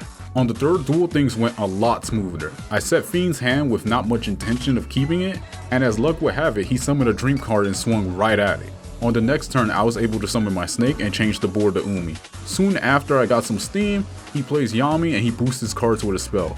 Fortunately for me, that monster was a light card and I had a shadow card at the time. From there, I was able to close out the game. Finally, after all that, you can convince Mai to join the cause. Once I got back to Domino, the ghouls were gone. But it's not over just yet. Esperoba says there's a few more ghouls somewhere in the city to sniff out. I start sniffing around and the trail leads to Kaiba Court. Seeker is looking to recruit more people for the Neo Ghouls. He goes up to Kaiba Man because he heard rumors that he was strong, but after the duel he's like, nah. Stinky! That shit is ass, boy. The Big Five seeing this betrays Mokuba and announced that they're gonna join the Neo Ghouls. Didn't these guys just quit earlier? We rolled up on Seeker and I smoked the shit out of him. Look at his face. You can only see it once in this game, but they went out their way to make it anyways. We clean things up here and Esperoba tells us that it's finally time to save Ishizu from the ghouls. Let me tell you. The next part is a lot, and I can't even talk about it all in detail. You have to fight non-stop ghouls at the station, the train stop, and more. Some of the duels you have to do back to back with no chance to heal your life points. If you were able to beat Arcana and Umbra, I'm sure you can do this with no problem. Just play it safe and just don't be risky with your life points since you can't heal them back for a bit. When you get to the exhibit, you spot Kaiba pulling out the tools. He urges you to go ahead and save Ishizu. I go into the storage and I see Keith and Ishizu. It seems like Ishizu has been asking Keith to help us rather than impede our progress, but Keith doesn't give a shit about any of that. The fuck that gotta do with me? He just wants revenge on Pegasus, and I don't blame him. In the manga, Keith tried to attack Pegasus with a knight. Pegasus instead made him play a shadow game, and the shadow game was ultra specific. Since Keith was a gambling man who played Russian roulette often in the underground gambling circuits, he had his hand turn into a gun and the brain matter was everywhere soon after. I find it funny that he smoked himself with a finger gun, and in the 4Kids dub, he attacked Pegasus with a finger gun. Now, in exchange for Ishizu's life, he wants us to give him all the items. Apparently he had the puzzle the whole time, and instead of looking for the res, he claims that it was his plan for us to round up all the items so he could execute this plan. We hand over the items, and with this now he can summon the power of Ra, or so he thinks. And instead of letting everyone go off peacefully, he decides to make us a victim of his newfound power. So much has happened to lead up to this moment. The build up for this encounter was crazy, and he's not even the final boss. His card types mostly float around Fiend, but he has a few fire cards as well. Most of the low level cards sit around 1600. With some cards getting a boost from Yami, he could easily have 2000 attack power beast sticks. He has a mechanical chaser, which has 1850 attack, but he only has one copy in the deck for some reason. Now, he has a huge variety of high star monsters. Most of these need 2 monsters, which hold back his deck a lot. Often he might brick because of the top heavy hand.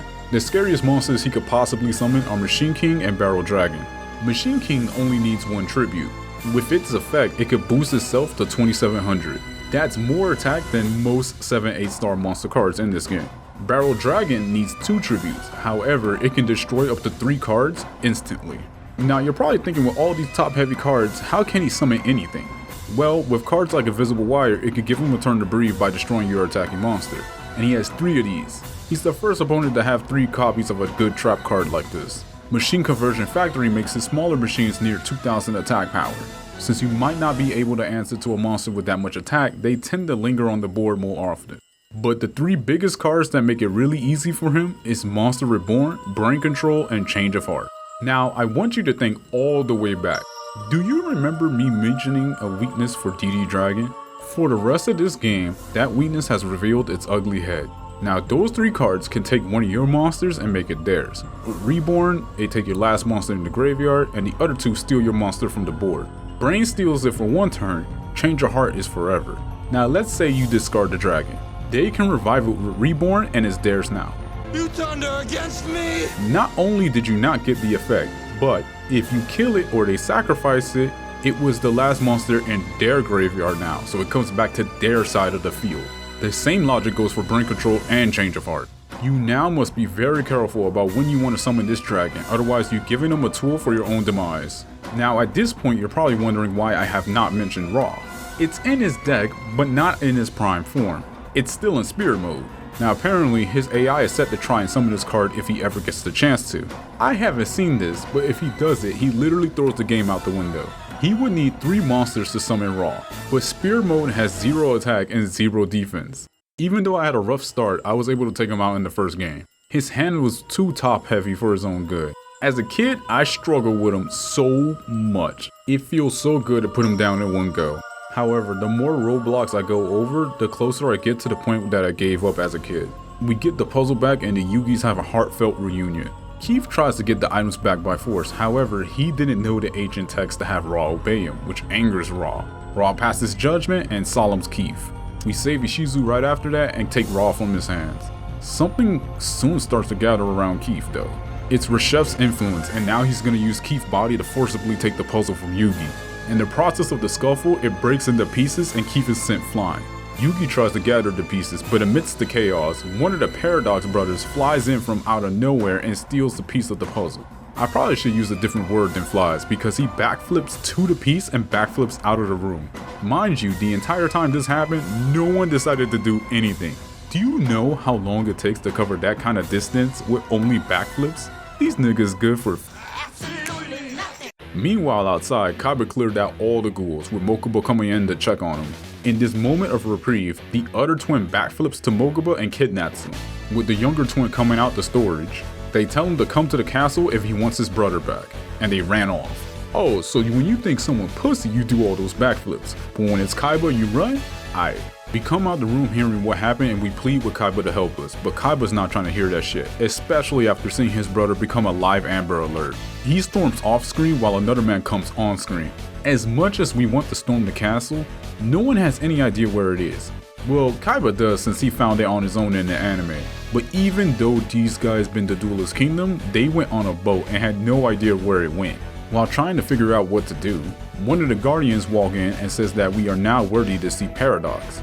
Apparently only Paradox knows where the castle is, and from now on I'm gonna address this man as Simon instead of Paradox. In most Yu-Gi-Oh games he's usually named Simon. Also, we already have a Paradox brother, so it's best to make a name change for him. We head off to see Simon and he appears in China. We were not who he was expecting though. From the stuff he heard about us, I guess he imagined us to be some kind of elemental hero or something. He asked what we wanted, which was stupid to ask, cause what the fuck else would we want at this point of the game? No answers will be given though. He sees that we didn't even wake up Raw. He won't tell us the location of Pegasus unless we revive Raw in his prime form. He says a man in Egypt knows the secret, but like who else could it be? It's Merrick, it's obviously Merrick, just say Merrick. Bro ain't went to Egypt yet. In the trenches we spot Odeon. It's pretty cool to see these characters interact with each other and do pleasantries. Seeing Joey and Odeon interact like this is like the head nod Piccolo gave to 17. He asked us what we're here for and we told him what's going on. Odeon says that Merrick can't see us at the time, which surprises the gang. Now, you know what time we on when we get no as an answer. Odeon sees that you're not willing to leave any other way and he agrees to the duel. My hand was pretty good, but his hand seemed like it bricked at some point. Like you cut G. After slapping Spalding up, he takes us to see Merrick. He was doing a ritual before we interrupted it. It's more like a mourning for his mother and father. He asks what brings us here and we spill everything about what's happened. Even after understanding the situation, he won't simply tell you the secret to Ra. Because Ra is the most powerful god, and literally punishes people for not singing the thing right, he can't just tell anyone the secret to Ra unless you beat him in a duel. Merrick is the hardest duelist you'll face at this point. Definitely harder than some of the in-game encounters. Where do I even start with this guy? You can't pin him down with an attribute and you can't simply use type-specific destruction cards. I'll start with the vanilla monsters first. They range from 1400 to 2000 attack and defense. I cannot get over any of his vanilla monsters except Earthworm Jim here. The worst of it is the slime with 2000 defense. Merrick has a lot of good single tribute monsters, with the worst being this dragon. On the turn it's summoned, it can destroy one card on the field. It's frustrating to have one of my sea serpents getting blown up by this card. He has another single tribute card called Visor Shock. This card returns all face down cards you control to the hand. Any plans playing defense can fly out the window if he plays this. Revival Jam makes it easy for him to summon higher star monsters. Since I have a water deck, I gotta be careful about changing the board to Umi. Speaking of the board, thank God it's a neutral board. This duel was already hard enough as is. The biggest offenders in his deck is Nudoria and Visor Death. If Nudoria is in the graveyard, it'll destroy one card you have on your turn. It must be the last card in his graveyard for it to work. I didn't get footage of it, but there was a point that this card activated for multiple turns.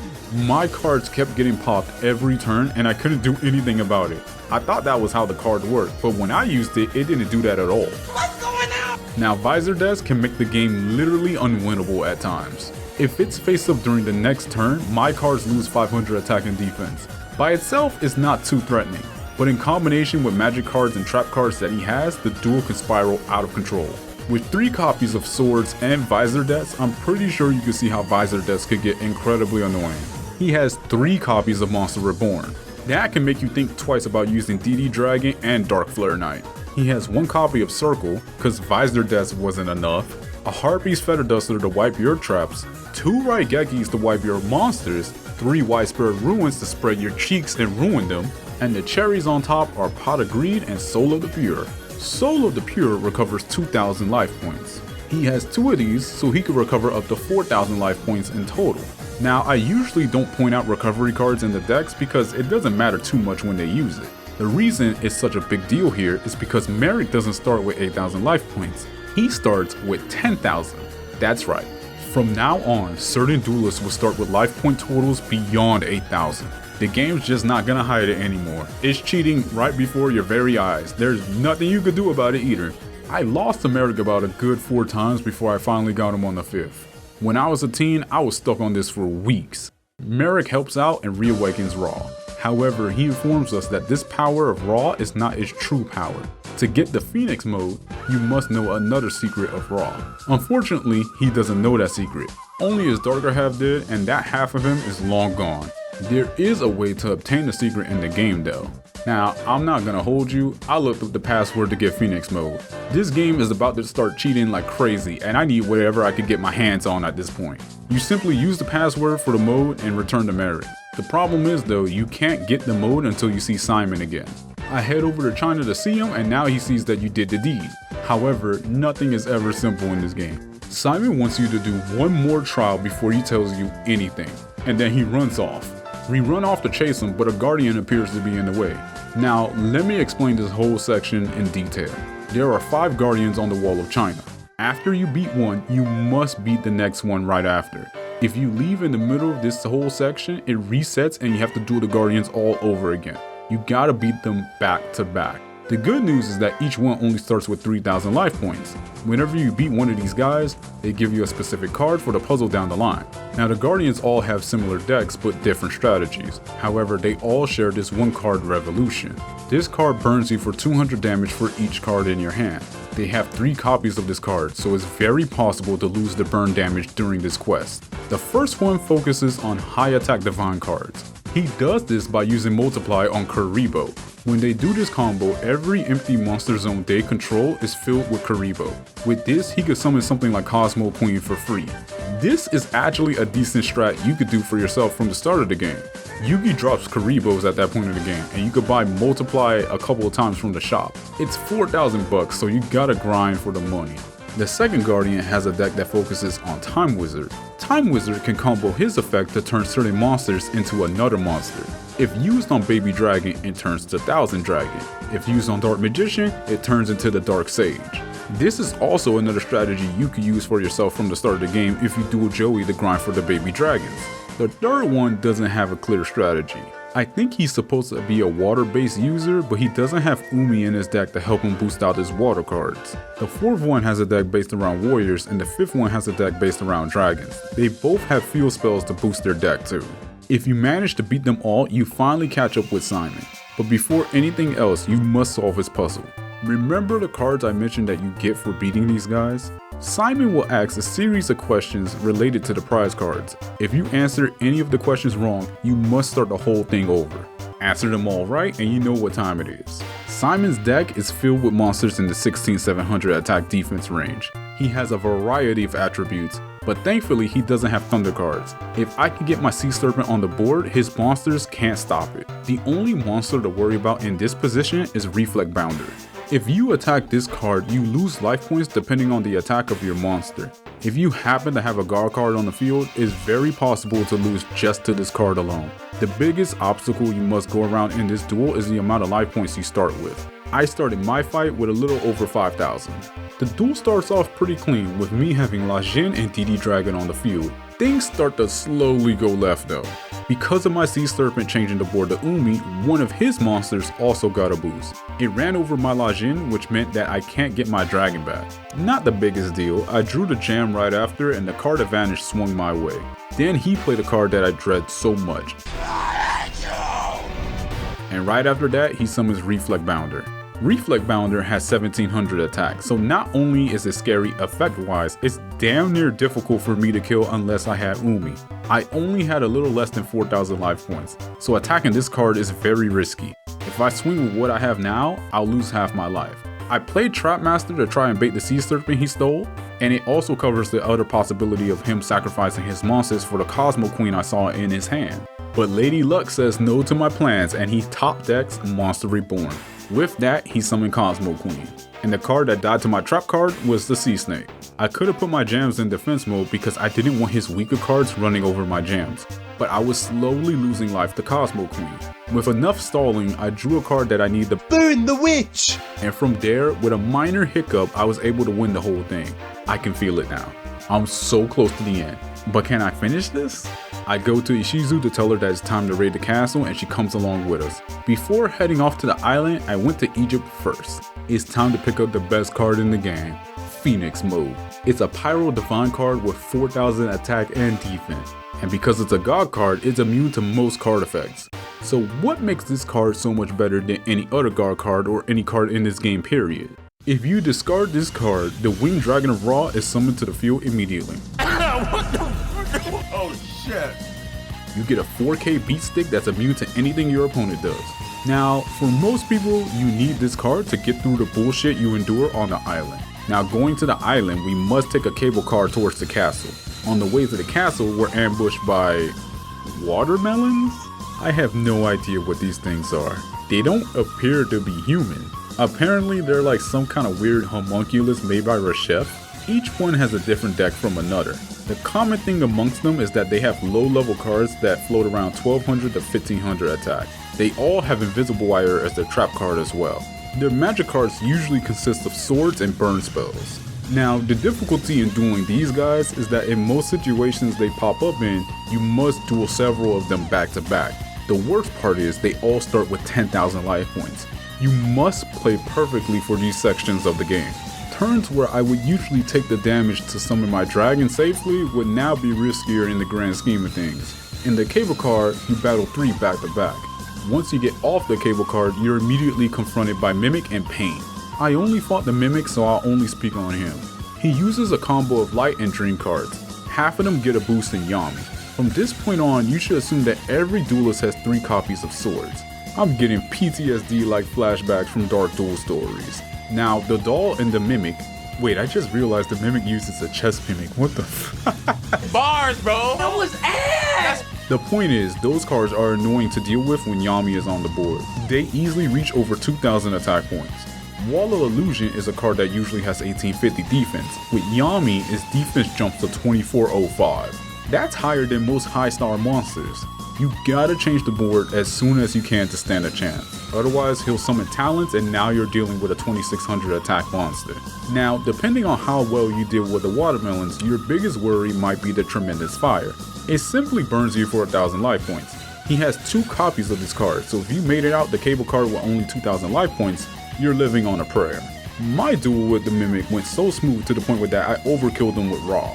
Now, even though they lost, the Goons try to keep us here by force. Joey takes one for the team and decides to handle both of them at the same time so we could proceed. Honestly, post Battle City Joey can probably duel both of these scrubs blindfolded. We move on ahead and we reach a cave on the way to the castle. While Yugi talks about not letting Joey's sacrifice be in vain, Pegasus is making more watermelons to get in our way. Make my niggas grow! And they start to appear in the cave. Now you have to beat a few just to get out of this cave. If you leave the cave and come back, they respawn. You can at this point go home to recover your life points and come straight to the cave with no interruptions. The duels with the watermelons here start in the mountains. You gotta beat 4 watermelons in a row to get to the next major event. Now at this point, you might think that I hate the fact that my life points don't heal between the duels. But honestly, I like the fact that they don't. I think in these segments like this, I can see the reason why the system is like this in the first place. In most RPGs, you can't fully recover your life after a fight in mid-dungeon. You have to bring a supply of items to keep yourself healthy. In this game though, instead of items, it's life point recovery cards. Usually, life point recovery in duels are worthless. However, this system gives recovery cards more purpose. An extra element to the deck building in this game is now added because of the way that life points work. I just wish it was only for these dungeons and not the whole game in its entirety. After you beat the Elite 4 watermelons, you're faced with Para and Dogs. You're forced to choose between one or the other to take on. I fought only Para this time. His deck didn't change much at all since the first time. A few stronger low-level monsters and that's it. The biggest changes now would be the 3 copies of Swords, Jurai Gumo, and Lab Wall. However, his deck still suffers from being top heavy. After you beat them, they also try to force themselves to duel you forever. Now this time Yugi bucks up and he takes one for the team, leaving you by yourself to deal with Pegasus. Going up the way, I finally got to the castle, but Simon pops in from out of nowhere. Simon says that I did well to get this far, but now I have to deal with the labyrinth. The labyrinth has a trick to it, and if I don't figure it out, it will never end. So, the way this works inside the labyrinth is that there's several dark versions of Domino City duelists. To get through this, you must beat each one in a duel. The catch is that if you don't have the original duelist soul, you can never get to the next room. The duelist soul meaning like their main ace card. Without their ace card, you just end up dueling the same one over and over again. Now, inside of this labyrinth is an extra room that explains some lore about what happened before the game started. Shadi appears from the painting to give you the scoop on what happened to Pegasus. Ever since the Duelist Kingdom arc, Pegasus has been asleep. He one day woke up and started to wander the world, drawn by an unknown power. Going from ruins to ruins, his journey eventually took him to Egypt, the very place he received the Millennium Eye in the past. There he found a stone tablet. In the tablet was the means to summon Reshef the Dark Being. Seeing that this could bring ruin to the world, Pegasus tried to do whatever it takes to prevent Reshef from coming back. Unfortunately, at this point, it was too late. For you see, the more he studied the tablet, the more he drank Reshef's Kool-Aid. It's shown in the tablet that the very power to seal Reshef is the same power to release him, the God cards. Pegasus, not knowing the full story of the tablet, used the power of the gods, which I have to assume were at the exhibit, to try and steal Reshef. In doing so, he did the exact opposite and was now fully under control of Reshef. Shawty then says not to hate him, for he was only trying to prevent the calamity and didn't know any better. Now, speaking of Reshef and the ritual, most people don't even know that this is an actual playing card. It's a light fiend ritual monster that has the effect to steal one of your opponent's monsters for a turn. The 3 orbs around it represent the god cards that he used to revive itself. It's also a light monster even though it's referred as a dark being. Its effect is also reminiscent of the actions it does throughout the game, mind controlling whoever has enough darkness in their heart. Now, this card never saw the light of day in casual play, cause rituals were dog shit back then. So getting back to the main story, you gotta go back and duel every duelist that helped you with the Neo Ghouls attack. In case you forgot, that's Esperoba, Mai, Mako Tsunami, Evil, Rex, and Bones. After you do all that, you gotta duel the 6 evil versions of them to get to the last part of the game. Now, I won't speak on the evil counterparts because their decks are much more weaker compared to the real 6. Now, if you're not ready for the Sinister 6, you can now rematch the bots instead. Now, apparently, you can rematch the bots endlessly. But I call cap because unless my game is broken or it didn't get the memo, I was only able to duel the bots once. So, while I did get a nice boost in capacity, it wasn't much to overhaul my deck completely. Something else you should do is farm the fuck out of Tristan. Now, I can't confirm if he dropped these cards at the start of the game, but now he drops several type of destruction cards. This is very helpful for certain duelists coming up. Now know this, every major opponent from now on does not play fair. They will play multiple copies of cards that are limited, and I don't blame you if you can only win games with Raw. Let me first speak on the first 3 that gave me the least trouble. Not many effect monsters in the deck, but what he lacks in effects, he makes up for in pure power. All of the low-level dinosaurs will be boosted to 2000 attack and beyond in Wastelands. Please change the board to something else as soon as possible. He does not carry a copy of Wasteland in his deck to change it back. Unlike before, where you could just simply have a few wind monsters to seal the deal, he now has a variety of monster types. What you can do this time around is use Dragon Capture Jar. Half of his deck are dragons, so you can freeze the dragons in their tracks. He has 2 copies of Pot of Greed and 3 copies of Harpy's Feather Duster. 3 acid trap holes to rip your cards in half, and 4 cards that could boost his cards to insane amounts of attack power. Have reverse trap in the deck to prevent any snowball from happening. I hate to remind you again, but keep in mind that every major duelist has 3 copies of swords. My Valentine and her harlots are at it again. This time some of them are much bigger than before. Harpy's brother and Cyber Harpy Lady both can get about 2300 in the mountains. Even without the mountains, they're just as big as my Lajin. She has more Amazon cards in her deck, but that actually holds her deck back at times. They don't get a boost in mountains. You can have games with her where she doesn't draw that many birds. To make up for this though, she has 3 different playsets of equipped spells, so you can easily see an Amazon get boosted to 2000 or more out of nowhere. I don't want to forget the fact that she has a monster that can summon another monster the same way I can. The Spirit of Books can summon Buku out of nowhere. It's nothing huge since it's a weak monster. She also has less cards to counter forest cards this time around. If you're having problems with her, add some forest cards and some wind cards. If you see a card in the back row though, it's most likely Amazon Archers. Always send weak monsters to proc the traps first. Next is Mako, and he didn't change, like at all. His deck still hurts and it has a lot of high attack power monsters, but compared to the changes of Rex and the others, he's nowhere near as scary. You can wipe out most of his deck with just a Thunder card. Even his magic and trap cards are lackluster. He no longer has Torrential Tribute and instead has 3 acid trap holes. Mako's deck stinks like tuna. Oh, smell like shit! Now, I've gone over the 3 that gave me little to no problems. It's time to talk about the 3 that gave me the most problems. This is where I quit as a teenager in the past. I couldn't beat these guys before. In fact, in the past, I don't even remember if I beat any of the 6 duelists. Around that point, I was save scumming like crazy, and my interest in finishing the game just wasn't there. I wasn't enjoying what I had to do to win, not because it was wrong, but because it was the only way I could do it without grinding. And there were so many games to play. first one on the chopping block, Esperoba. His deck focuses on a variety of machine and warrior monsters. Sojin gives the warriors a boost, but don't think the machines don't pull their weight. He has several equipped cards to boost the machines. He was problematic for me in the past because certain cards would be too much for me. The Fiend Mega Cyber can easily reach 2800 attack power if Sojin is still there. And with cards like Brain Control, you'll end up seeing these high level monsters most of the time. Reflect Bounder is back and now is as annoying as ever, especially since he has equips for it. You might risk losing more life than you would with other bots that had Reflect Bounder. Jinzo is the most problematic card in his deck, especially since I have a water deck. Jinzo is a machine type with a thunder attribute, so it wins the type advantage against my bigger water monsters. However, because it's a machine type, it loses attack power in Umi. He doesn't have Sojin, so if you could change the field to Umi, that would give you a huge advantage. I lost to him a couple times because I had bad hands, and some of the games that I didn't, I ran into Cyber Raider when I only had water monsters. Eventually I got a game because of good old Slifer. Next is Bones. All of his zombies are getting boosted to over 2000 attack power.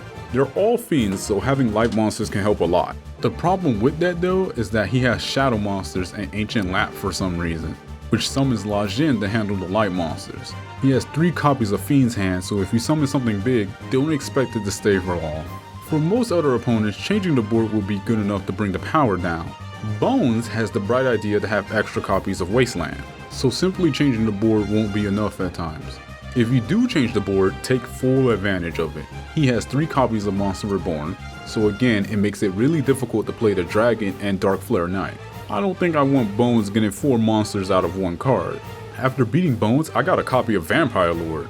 I can only assume he has a copy of it in his deck, but the FAQ says he doesn't. But it also says he doesn't have Pumpkin, and he definitely has that.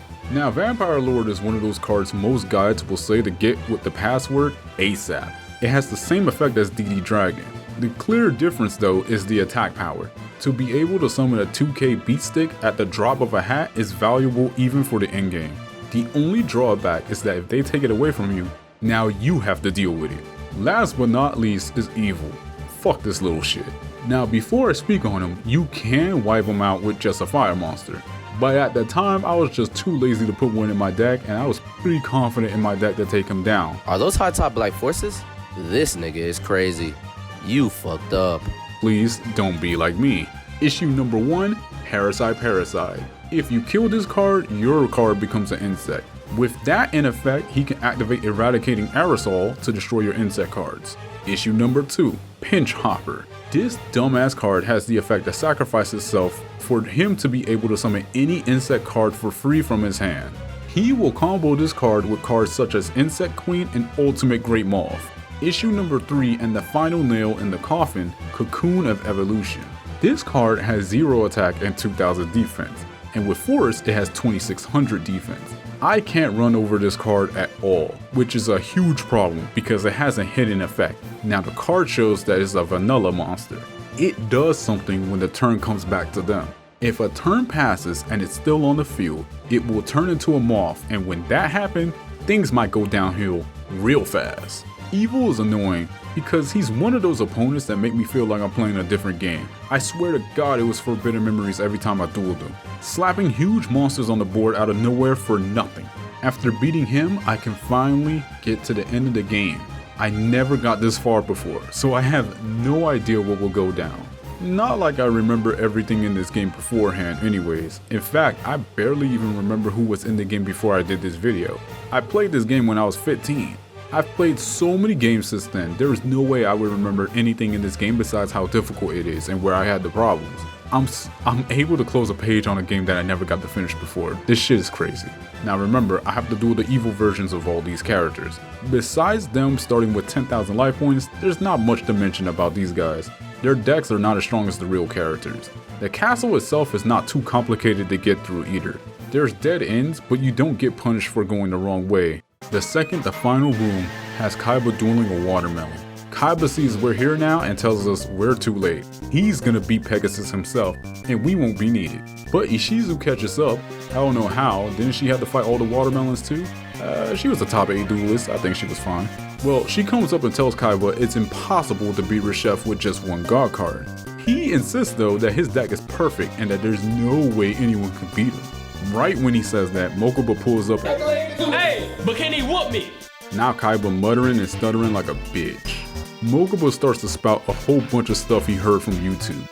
The only way to break the brainwashing is all reliable. But Kaiba's not willing to do it though. What happened to all that tough talk, Mr. Perfect Deck?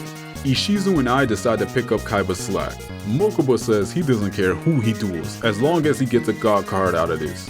Now, you don't have to ante the god card to duel him. That sounds pretty obvious, but this game is so brutal, I wouldn't be surprised if someone thought you had to.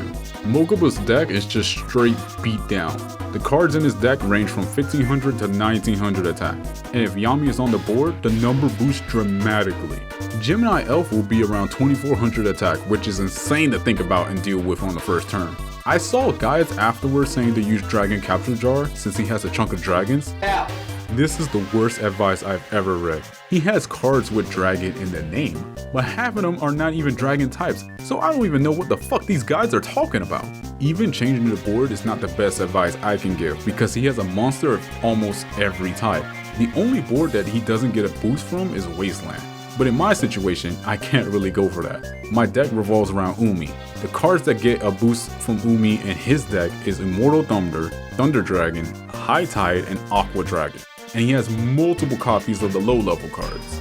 The light in the end of this tunnel is that he doesn't have dangerous cards like Change of Heart or Monster Reborn. He has a few widespread ruins, but overall you can go all out. I lost the first game to Mokuba, but I definitely won the second game, no problem. I drew Raw on the first turn and it was a wrap. Now at this point you would assume that all I gotta do is summon Raw and I could beat the whole game, right?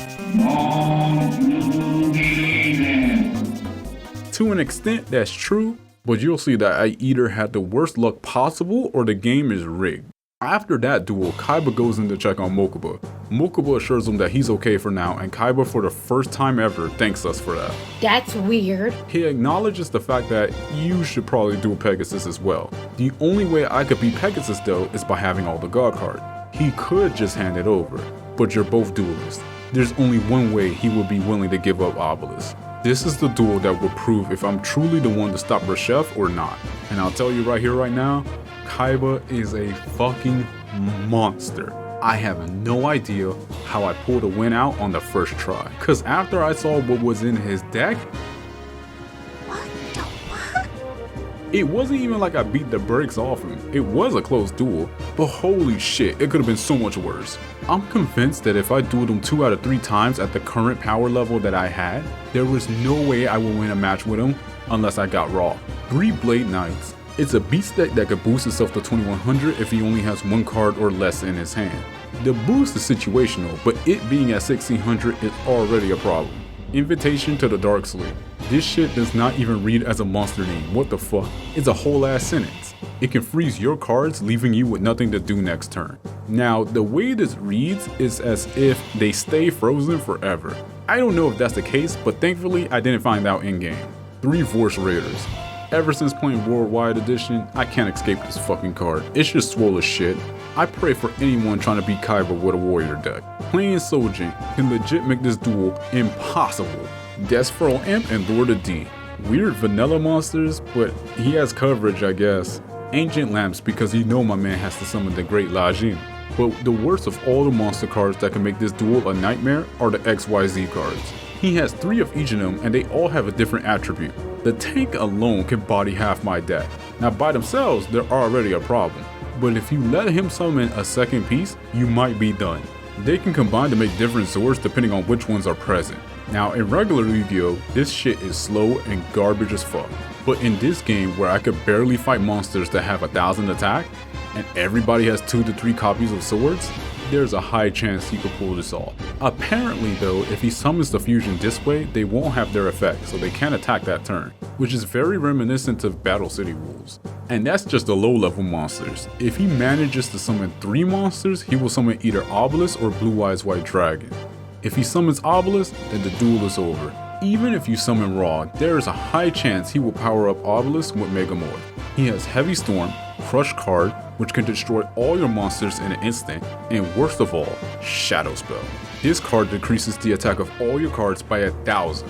Kaiba is a fucking menace. Again, I have no idea how I beat this guy on the first try. I can't imagine him drawing Shadow Spell at the wrong time. The image in my brain of seeing all my jams go from 1950 to 950 is terrifying. But I did it. I beat Kaiba, and it's time. It's time to finally close the book on this game once and for all. We start to approach Pegasus, and he commends us for making it this far. Ishizu walks in and tells Pegasus to stop this, but he says the past means nothing and that he's soul from now on. To complete the ritual, he needs the soul of a defeated duelist. With the piece of the puzzle in hand, he says the only person to ever beat him is no longer here. Now that the Pharaoh is gone, no one can stop him. No other choice can be made, we have to stop Pegasus now. You should expect most of his cards in this deck to be around 1500 or higher.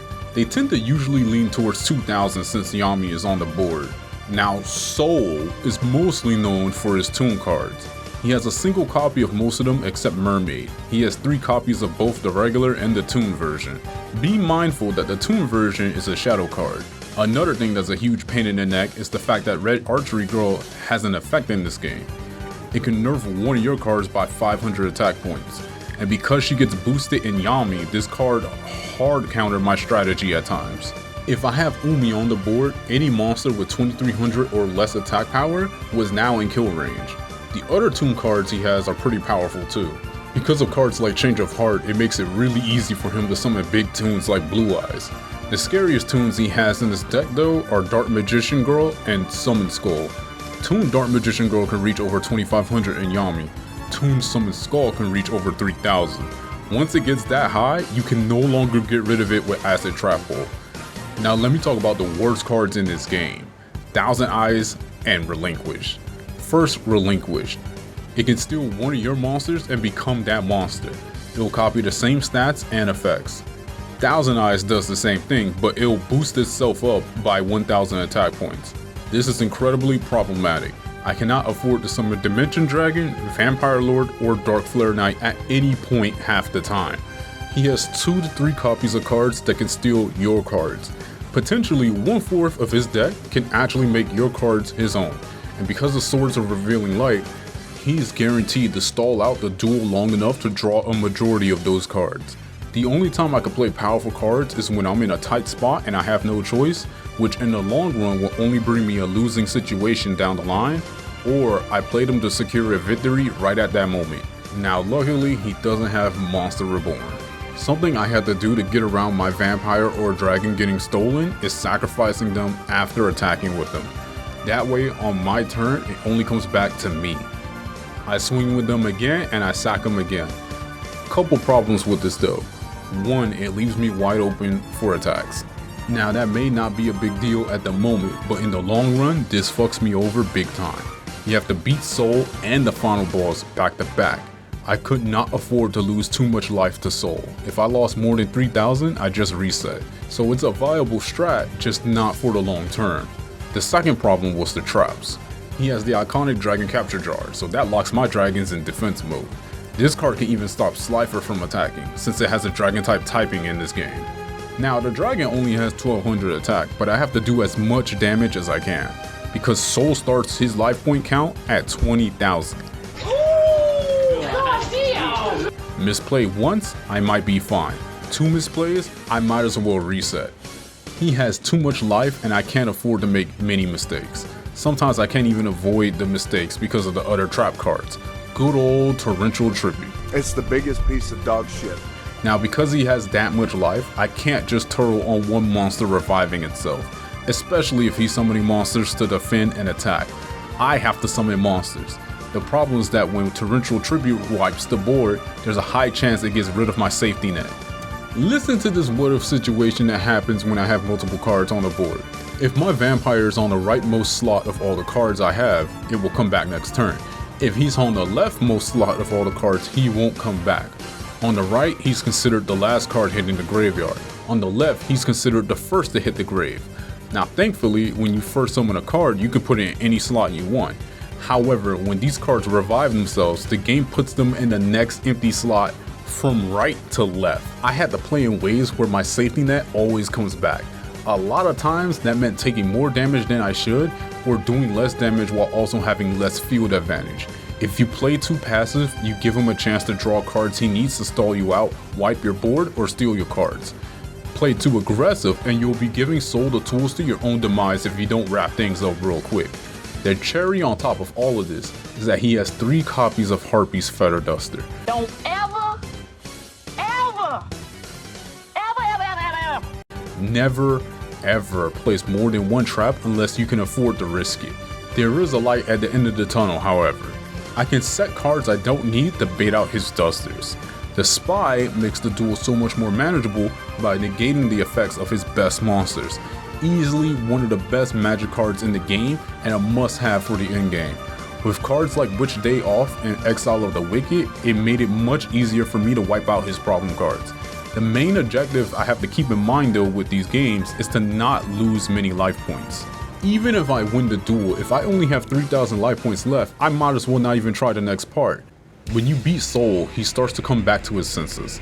He saw everything that happened and couldn't do anything about it. And he says that he can't forgive himself for what he has done. Unfortunately, because another duelist was defeated, the ritual started to commence. Reshef is now starting to take form. The only way to stop this from happening is by defeating Reshef in a duel. Reshef is easily one of the hardest bosses, not just in this game, not just in Yu-Gi-Oh, but in gaming in general. I'm convinced that this fight is rigged from the get-go.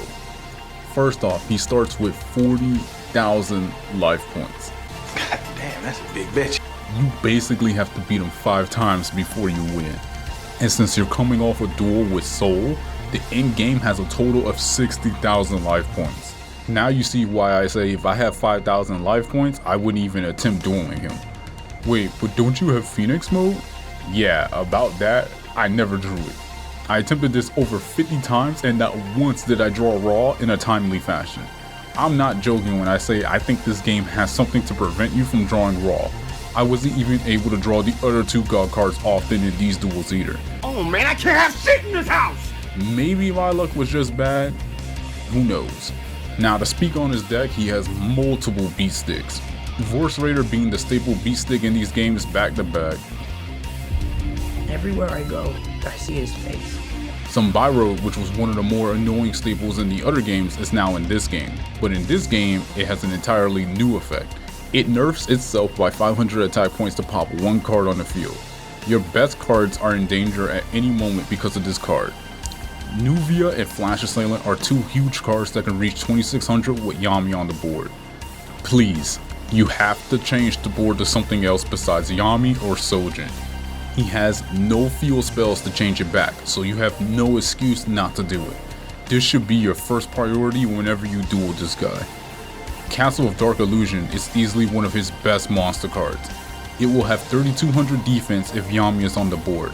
I'm begging you, don't let this man get away with having Yami on the board. But the worst part is his effect. It will change all of his cards to face down positions, and this is a perma effect, so not only his monsters like Zombyro get their effects back, it will also perma check over and over and over again. And if he revives your cards to steal them, they also get their effects back.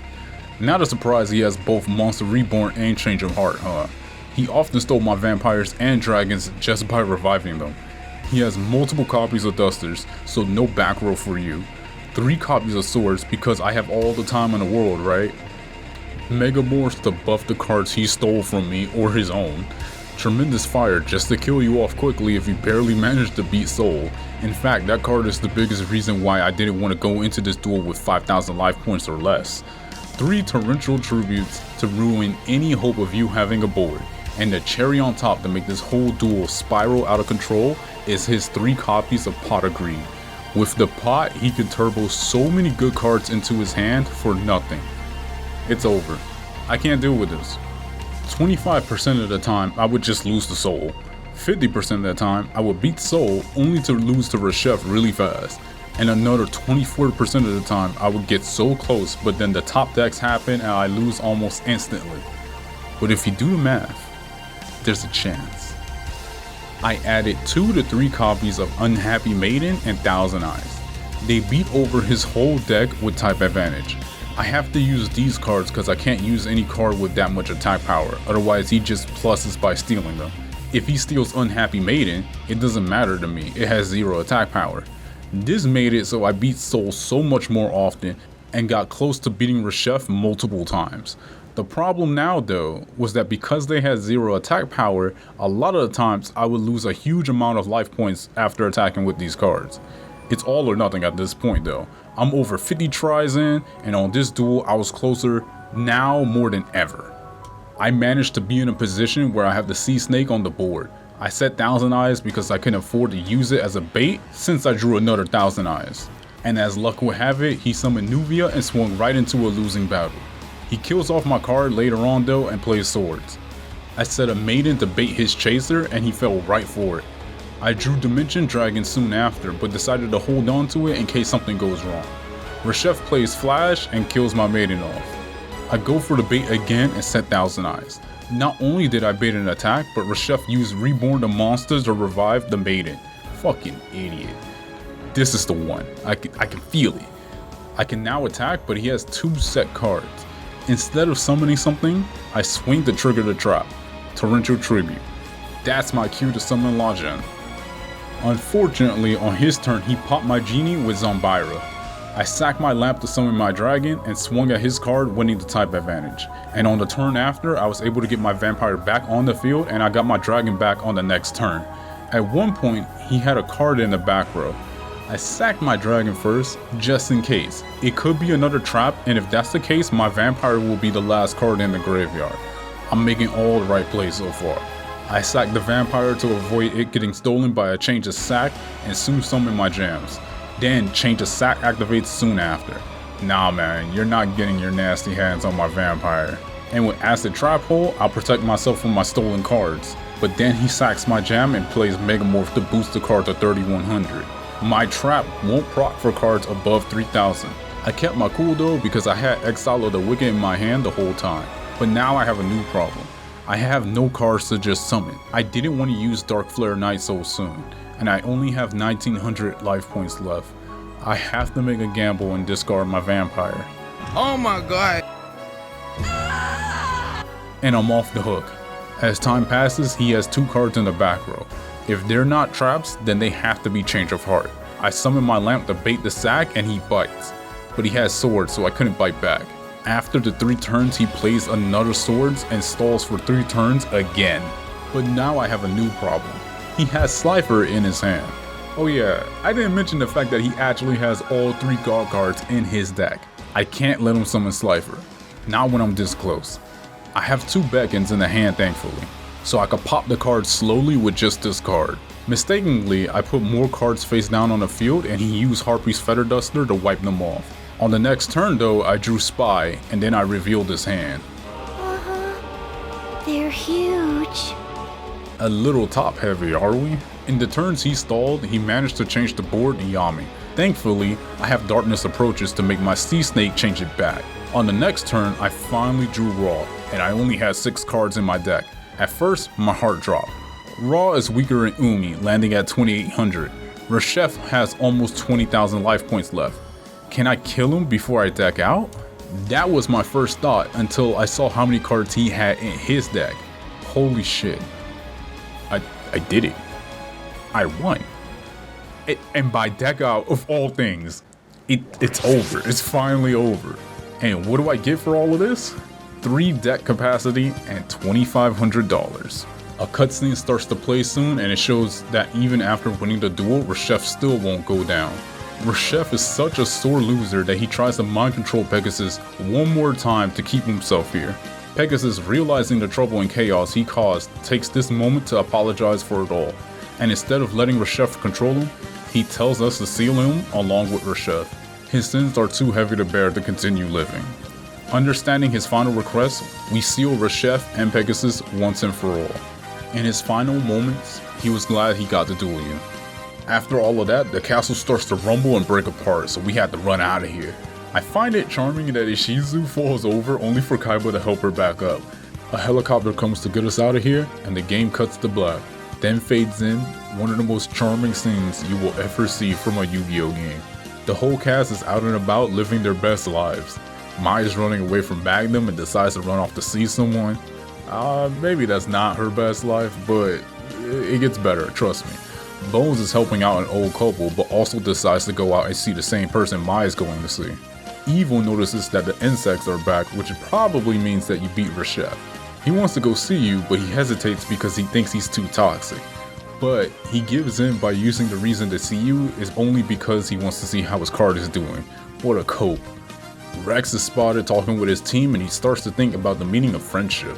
I don't want to drag this on for too long, but everyone in the game comes to the fountain to meet up with you one final time, as a final farewell to the player. A lot of jokes and touching commentary is shared amongst the characters, and this really makes this feel like it's a lost filler arc. As our friends say their goodbyes and walk their paths in life, we're shown the castle once again, to get a final goodbye from Pegasus himself. It's pretty creepy as a farewell though, not gonna lie. And that's Reshef of Destruction. What a game, what a journey. It's rare for me to play a game that gives me this many mixed emotions. On one hand, this has some of the best content you could ever ask for in a casual Yu-Gi-Oh game. The scaling of the duelists, a nice card pool, neat dialogue, decent side content. I was not expecting this game to have so much to offer. The thing that holds this game back a lot though is the amount of grinding you have to do to even make this game playable. That alone makes this game a 1 out of 5. Realistically, like I had to pour in my whole afternoon on like 4 times the speed on my uncle's GBA to even make this game playable.